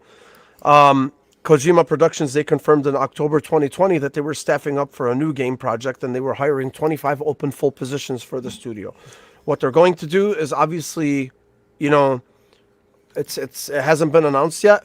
And obviously, a lot of people's expectations are going to something Xbox related, just because Phil Spencer happened to have the Ludens statue right behind him trolling the fuck out of everybody and making them think that if he's trolling, fantastic trolling job. If he's not trolling, he knows that ever since the Series S was hidden on his shelf and Todd Howard with the Indiana Jones thing behind him, they know that people are just literally magnifying everything that is in their background. And make no fucking mistake, anything that is back there is up for grabs, and they absolutely know it. So, you know, I don't think they'll bring Death Stranding. I don't know if actually they could possibly. I know Sony maybe had the publishing rights at some point, considering the fact that they also help pay for the development and fund for the development, and they used the engine for the Decima engine from a modified version of Decima from Guerrilla Studios. But maybe he signed a contract with Microsoft to develop something new. You know, like a bigger budget, or who knows at this point, honestly. Maybe it's multi-platform. I really don't know. I don't know where the fuck he could go with this, especially after Death Stranding. I know it got some fresh legs once it went to PC. I personally love Death Stranding, despite a lot of the drawbacks that it had. You know, I still thought it was incredible. You know, I thought the destination, it's like one of those fucking generic, it's not the journey, but it's not the destination, but the journey, or vice versa. I honestly thought they were both fucking great. There were some problems with the journey, but outside of that, I didn't personally feel like he lost a step with Death Stranding. And this is somebody who's played his games from before. So, and no, I'm not a fucking creamer for Kojima. No, I am not a super Kojima fan. I just respect his work. Okay, so I respect his work and I like his work, and you don't have to like it, you know, but I think he likes to break that fourth wall every now and then. I'm interested to see what's going to happen. And I'm interested in what Dan has to say. fucking creamer. Dude, nowadays you have to like fucking defend yourself. Like, if you like Kojima games, you're a fucking Kojima shill. Like, bro, no, I'm not. Yeah, I like his that's games. fucking gay, yeah. I don't have him fucking, you know, I don't fucking have him fucking plastered on my wall and shit like that. Like, come on. You know, so anyway, Yeah. Yeah, I Yeah, would look like at to look see at Bomber. something. Tell me to wipe my mouth. Okay, I'm sorry, Yeah. man. Yeah, I mean, Go just ahead, Dan. I'm give me sorry. something. I mean, I love Death Stranding. I thought it was a great game. Obviously, it was a little bit, long in the middle, but it was still really good. They did an amazing job. It looked crazy good. But and the story they told, after the fact that I actually understood it was like one of the highlights of my gaming career because I've never understood a single Metal Gear game that I've played. I've always been like, yeah, this is really cool, but there's so much to that stuff, and it goes Yeah. in so many different ways that you're just like, what? By the end of the games, usually, like Metal Gear Solid 5, I played for like 300 hours, mostly because the mechanics were rock solid, and he did a really, really good job with that. The story, can't remember anything. So I have no idea what actually happened. So I Yeah. remember Yeah. building So a true. base, Mhm. and doing some other stuff. I remember what was her name?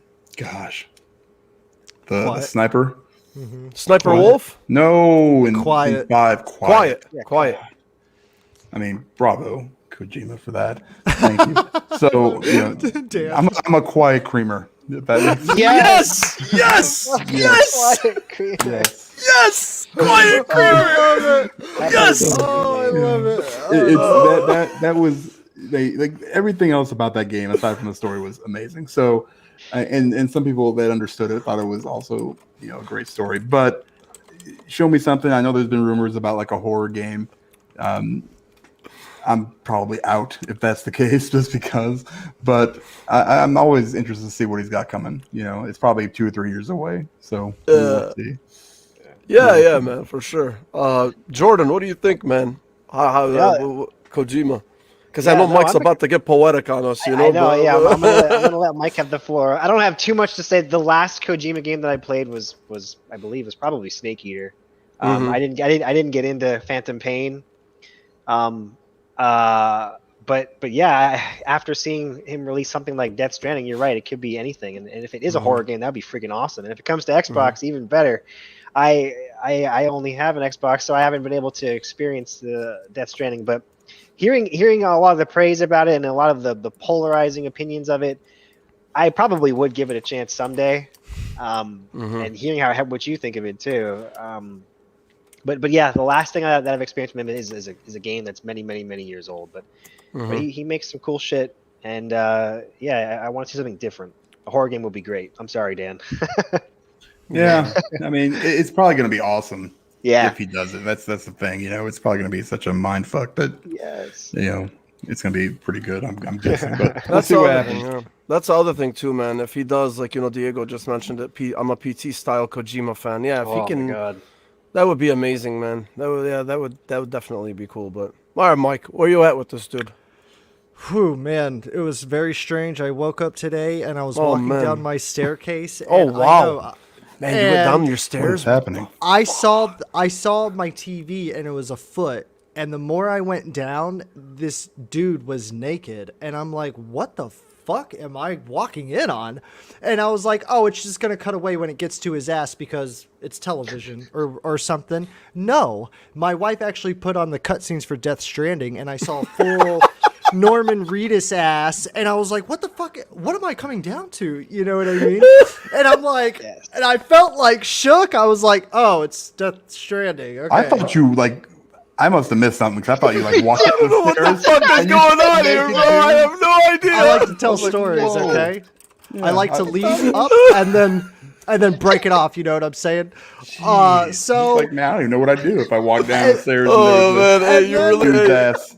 you yeah, gave right. us, I gotta get that edge. You know what I'm saying? you made it pretty climactic, man. Oh yeah, Right. hey, that So, was anyways, impressive. Yeah. I was watching a lot of Death Stranding clips today, and I literally had this feeling in my body where I was like, I could platinum that game right now, like finish up the rest or whatever. So I know Death Stranding didn't do too well as expected for Kojima and PlayStation or what have you. By the way, when that whale jumps on the moon, I wish I could think of cool shit like that. When he has the gear and it whatever, so cool, so cool. Yeah, I'm a fanboy. Solid Snake, you don't even know. But So it didn't do good, went to PC, hopefully got its legs, whatever the case is. I do have a feeling, though, PlayStation was like, whoa, that was, that didn't hit as good as I wanted it to, you know what I mean? But maybe they're like so into the Kojima space where they're like, we'll give you another chance, and you can do whatever the fuck you want again, too. And it's like, he's just that guy for them, where it's like, yeah, that crazy Kojima company that he's got going on, like, yo, make something up. Make something crazy, man. Go for it. So if a game is announced, I want to see something different from him. If it is a horror game, it will be the game that makes me be like, all right, I'll try horror out. Resident Evil 8 is kind of like right there for me right now where I'm like, all right, I'll go out of my way to like, you know, be afraid and stuff. Right. But yeah, but for this new game coming out, I don't know. I just hope he doesn't go so far into like the movie. Like I'm trying to make a movie game. Like I don't want that. I mean, that's gonna happen, man. You know? Yeah, No, that's unavoidable. I can handle long cutscenes though, you know. But I just don't want him to try something where it's so weird that it like kind of falls. Where you're like, you know, that's a little too artistic, and maybe people didn't get it exactly. You know what I mean? I was very surprised with Death Stranding, it being all crazy and weird, and then at the end it kind of just, oh, this is a basic story. Like, this person can end the world, whatever. Like any other fucking story. Got to stop it. Okay, tracking. But everything in between was like super unique and crazy, and the style and stuff. But I just hope it doesn't go too far out to where they're like, oh, you know, ever since Kojima broke off, he kind of like, you know, hasn't been doing as good, and I do not want that, you know, because, you know, I'm a Metal Gear fan, and if that happens to Kojima, it's going to be one of those things where it's like, yeah, Metal Gear was good, but Death Stranding was okay. I got you. Yeah, and I don't want that to happen, but good luck to him. We'll see, man. We'll see. We'll see what he does. All right, so I just want to jump into it really quick because, you know, just the idea Xbox event, it was a fucking snooze fest. I don't care what you tell me. You can be the biggest Xbox fan in the world, and if you tell me you thought that was a good show, you're a fucking shill. That's honestly my opinion.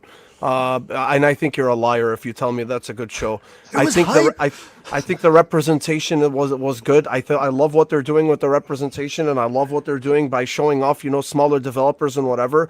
But it is not it to show Soup Pot and fucking Moon Bay, whatever it's called, for 1 hour of your life. You know, just shooting these generic ass questions about two fucking games that nobody came to see or nobody really. I mean, I'm sorry, dude. You could have put more time into Exo Mecha. You could have put more time into The Ascent. You could have put more time into 12 Minutes. You could have put more time into any other indie game that people were actually looking forward to. You gave Soup Pot more time than you gave Halo Infinite back in fucking August. Seriously? Okay? I don't care that one's a AAA and one's an indie. I don't care that one was an Xbox game showcase and one was a idea Xbox event. And the other thing too, we were debating before the show whether this event was going to be 1 hour long or not, right? It ended up being 4 fucking hours to show off indies, really?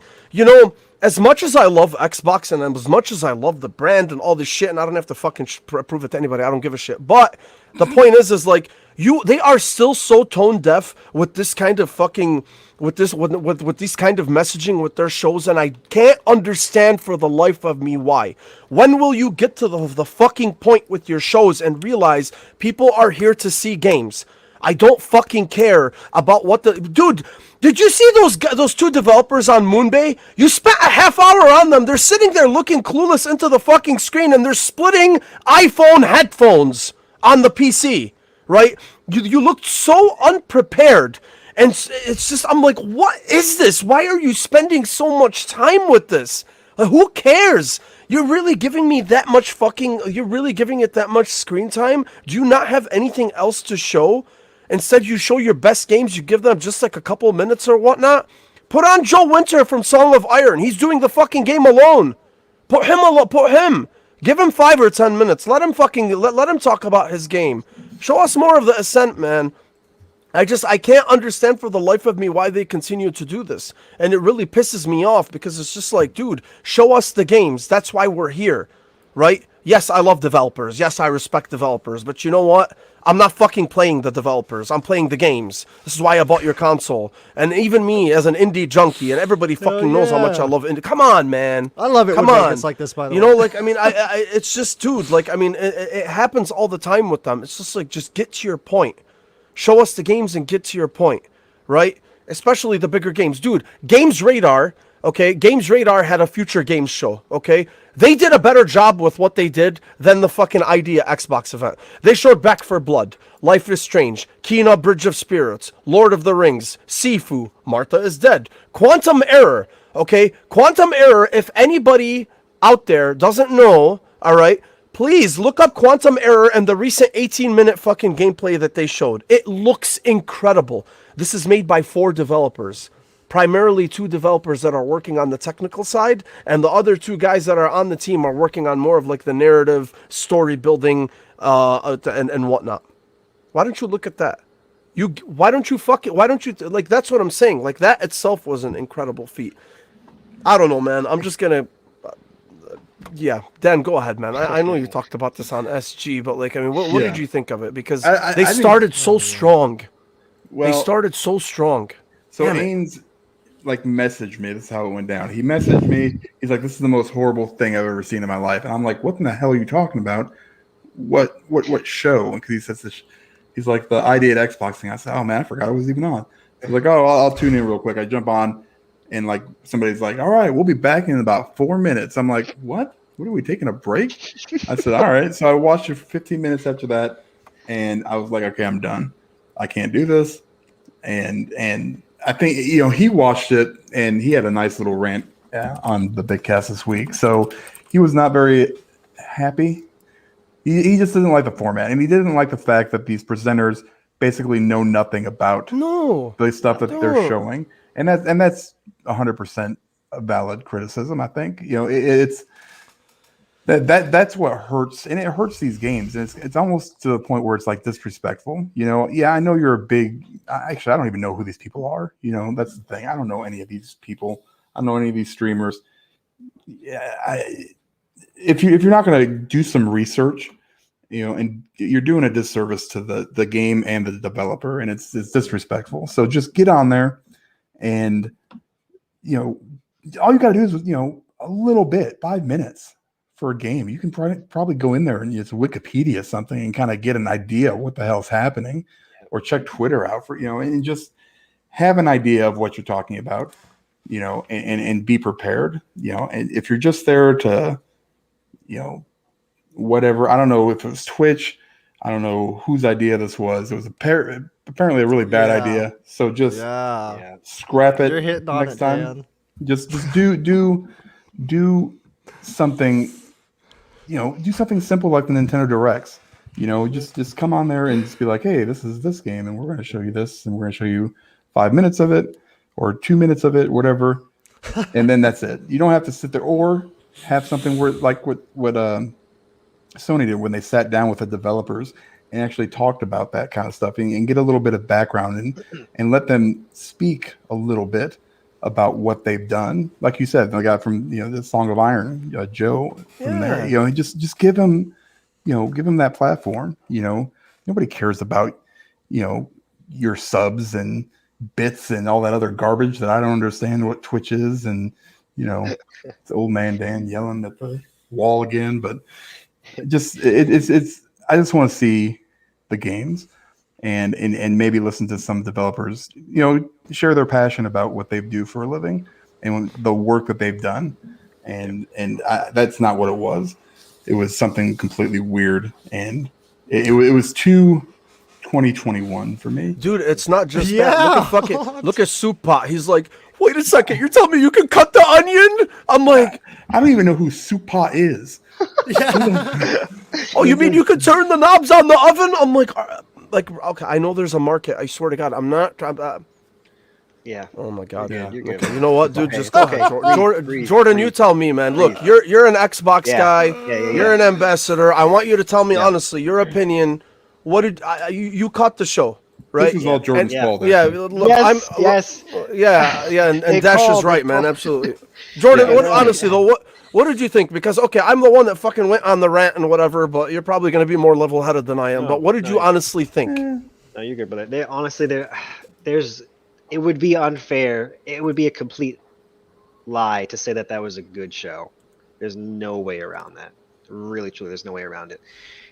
It's the formatting was terrible. I caught part of it. I was at work that day, and I'm glad I was because I could not have suffered through the entire thing. If they wanted to interview these developers, they should, just like Dan said, pick somebody that respects these people to ask good questions, to know what they're talking about, to show genuine interest in what they're doing. Furthermore, have all that stuff after the show. Just do trailers back to back to back to back and say, be done. Stay tuned if you want to see what the developers are doing. That's what they could have done. But that's not what we got. Well, what would you guys think of actually having Phil Spencer sit down and talk with these guys, one-on-ones with these developers, especially the ones that were coming to Game Pass, at least those, and just be like, yeah, we're gonna tell me what, because he's probably genuinely excited about these things. Totally. He's a gamer. Yeah, that's the thing. He's not going to put on a show. He's going to be like, hey, show me that stuff. This is, I want to see it. I'm excited for you. Because this is what it's all about. I would love to have seen something like that. Yeah, absolutely. Xbox has some good people in their social media circles, but yeah, they're not using them. They'd rather use these streamers. And like you said, Dan, it was very 2021. It was very woke. Let's just say that. Man, it's not just that, man. It's just that's exactly what it was. But dude, look at your dude. You just nailed it. Look at their PR team, right? Why don't you put Stein on there? Somebody who's balls deep in the ecosystem, someone who actually knows the fucking games and knows the hardware and knows everything, and someone who just won't be like, yeah, it's kind of like cyberpunkish or whatever. Dude, come on, man, give us somebody who actually knows the format and the system and what's coming. Just why? I don't care about streamers. I don't care about these online personalities. I don't fucking care about their generic fucking excitement or their fake excitement about fucking turning stove knobs, right, or whatever it is. Come on, bro, it's so cringe. And like Dan said earlier, dude, it hurts the games themselves. Look, okay, I'm sure Moonbay, I swear to God, I swear to God, I'm not even bullshitting right now. I'm sure if I actually took the time to sit down and play that game, it would probably be fun, okay? But I'm not going to lie to you. I gave zero fucks about it because of the presentation, right? If you would have showed me 5 minutes of the game, quick mechanics and whatever, and I know everybody's format or everybody's opinions are different on it, okay? Just because I ranted, no, I'm not saying everybody should think like that, okay? It's just my show, and I like to fucking go off sometimes. But all I'm saying is, you hurt them. Like Dan said, you hurt them. The more the more exposition you give on stupid things like this, you just end up hurting them at the end of the day. But I don't know, man. Mike, did you end up catching the show or no? Unfortunately, I saw a good chunk of it, and I was paying attention to everybody talking shit, and I was right there with you guys. Okay, so the mistake they made, it was a Twitch thing. You don't want to send in new stuff and then be like, the highlight is the game, but hey, Twitch streamers, you're kind of the highlight too, to get you more subscribe or whatever the fuck they were doing. And then the Twitch streamers were just like, yeah, give it to me. I don't care about the game. I just want more subscribers and, whatever it is. You know what I mean? I literally watched this interview, or I heard it, and he was like, so what's the replayability on this whatever game? And you could tell it was just a very generic question. And the dude was like, he was struggling to answer it because the cream of the crop answer would just be like, it doesn't have replayability. It's just a game you play through once. But the developer, creamed it up a little bit. It was nice. He dressed it up. And then at the end, he, finished with that. It's just a one-time experience. But he said it in a very good way or whatever. And I'm just like, wouldn't you kind of, that would be a thing they would be pushing to market it. Replayability, oh, okay, cool, you know what I mean? And yeah, I just feel like they failed on the Twitch end. I think gamers want to be enveloped in the magical of what games are. Gameplay, dope trailer with that music that makes you feel a certain way, visual stimulus. What does this character do? when I did look at the screen and there was some gameplay, there were some games on there where I was like, that looks interesting. It looks different. Like, that's cool. I like this like Demon Soul, whatever it is, like type of game. It looks like something I've never seen before, basically is what I'm saying. But yeah, that dialogue between the people and like how it was going, like, but at the same time, like, I know what it's like to be like, I don't want to sit there and be like my normal self and be like, wow, like, so your game you only play it through once? That fucking sucks. Mm-hmm. Oh no, that's great. One time play, like, you know what I'm saying? Where it's like that fakeness, like, I don't know. I can't pull that off personally, so I don't know exactly how to describe it. Man, you know look, dude, the thing is, honestly, like, it's just, whether it's, I get it, but like, I just felt like there was more games that were just more deserving of it, right? Right. And it doesn't matter, whether you support PlayStation or whether you support Xbox. The one thing, at least, I really love about PlayStation is the fact that, I was talking to Jordan and Elu about this the other night. It's like, dude, like when you want to show games, like you have to know your audience. You have to know your audience, and if you have to know your audience and just present them quick, boom, boom, right away. This is what people want to see. Your presentation has a lot. First impressions are huge, I mean, so I think I'm not subscribing to any of those Twitch people. I'm not. Yeah, That's the exactly. thing. Yeah, I don't care for them. I just don't care. I don't care to see you talk about these games. It's not going to sway my decision in any way, shape, or form. Yeah. Exactly. I think like Jordan was saying, I think they were just going for like the whole woke thing, and like, okay, that's fine. But at the same time, even if you were right, all right, fine. Representation and everything, I appreciate it. Fine, I do. But at the same time, but you're not using it properly, right? Like, just because you have all these people in here to talk about all of these things, it doesn't mean that they should just go off the rails and just talk about all this stupid bullshit and look clueless about your brand and what you brought them on for and what you paid them to represent your brand. Yeah. Right? Yeah. Like, I mean, it's just, they didn't do you any favors at all. Like, that was just my opinion. There you go. That's exactly. It's like, it could have been good, but it just wasn't, though. Yeah.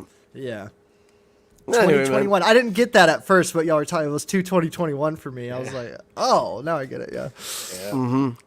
Anyway, yeah, man. I think I'm done. Yeah. I think that was. I'm with you though, Mo. Yeah. I'm with you though, bro. But that was the last thing that we actually had another topic, but man, I could fucking go on for hours, about that. So I'll probably save it for the next one. But that was this was 42, man. We had some good discussions, and Jordan and Dan, I love you guys, man. Honestly, anytime, any week, always our fucking pleasure to have both of you on. Yeah, man. Yeah, Jordan right after work, and Dan eating ice cream and rocking that beautiful SG shirt. Yeah. Dude, my wife like is that so shirt a sick of lot. seeing those shirts at home. I swear to God, like I wear them so fucking much. She got me a Crash Bandicoot shirt the other day, and she goes to me, she's like, "Please wear something else." I'm like, "Why? I have like 6 of them." She goes, "No." She's like, "You just wear this." You're comfortable as hell. I know. I get the tri-blends too. That's what I don't understand. Oh shit, it's hilarious. That's awesome. Oh, Anyway, yeah, man. Thank you, guys. Thank you seriously for coming out and joining us again, and appreciate you both and everybody in the chat who came on and who joined us and talked to us and laughed with us and listened to the regurgitation of all of the fucking information you've heard over the past week. So. With our little flavor. Thank you guys so much. And before we go, Dan, where can they find you, brother? Just find me at Season Gaming, man. I got a video coming out, I think, tomorrow or the next day, sometime this week, where I compare some headsets for the new Xbox Wireless one. I did a review on that. And I've got a comparison between that and the SteelSeries 7Xs. And also the Arctis ones. So that should be out here shortly, assuming I don't have to reshoot it. Hopefully. Can we get more, Dan, of those bloopers, bro? Dude, I fucking love those, man. I love those. Hey, man. I have to put one up because it was such a pain. Like that this time, I don't know what happened. I think there was one where I started talking to my wife, And I'm just like, what do you? I mean, like literally 10 minutes. That's all I need here. 20 minutes, whatever it was that I shot for.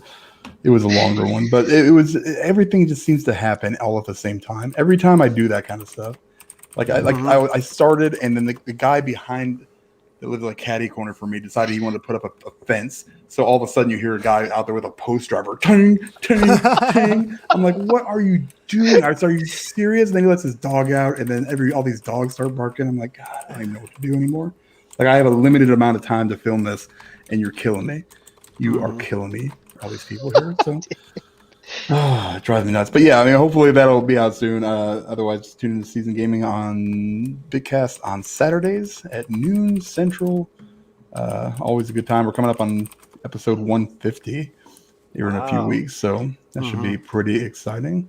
Damn, 150, man. We're on 42 and we're fucking happy. And these guys are on 150. Mike, man, we got a lot to catch up on. got a lot of leveling up. Oh, yeah, baby. We got a lot of leveling up to do. Oh, yeah. We'll get there, baby. Oh, yeah. Jordan, where can they find you, man? Besides in my heart and in my Xbox Live Party chat, bro. You can find me on Twitter at roguelitepac. Where's Diego, man? Is he still here? Right. Oh, man. Other than that, I'm just here hanging out with you guys. Maybe once or twice a month. We'll see. Cool. Oh, yeah. Absolutely, man. We'd love to have you on anytime. Yeah. Anytime, baby. Yeah, Mike, what do you got, man? You got anything to top off? I got nothing except for I apologize if I'm not that good at social media as probably people expect me to be, because I'm not, and I wish I could get better. Maybe that's something I'll work on later in the future. Me and Mo were talking about making some type of streaming thing to happen so we can like play games through the Backlog Chronicles and like, we can get kind of in that territory. I think would be really fun. So look out for that, Twitch or something. I don't know. We'll have to figure that out later, Mo, offline. But yeah, nothing. Thanks for coming out, guys. Always good to be here. Yes, sir. All right, guys. 42 is in the books. I had another topic. I'll save it for next time, and it will be a spicy one, baby. Spicy. As always. I'm Mo, and for Mike and Kevin, who's in fucking Cancun, and I hope it rains on you every day, you asshole. He's got sand in his because ass I'm so right now. fucking jealous of him right now. But yeah, so we'll see you guys next time, and peace out. Thank you for everybody for joining us. Peace. See ya.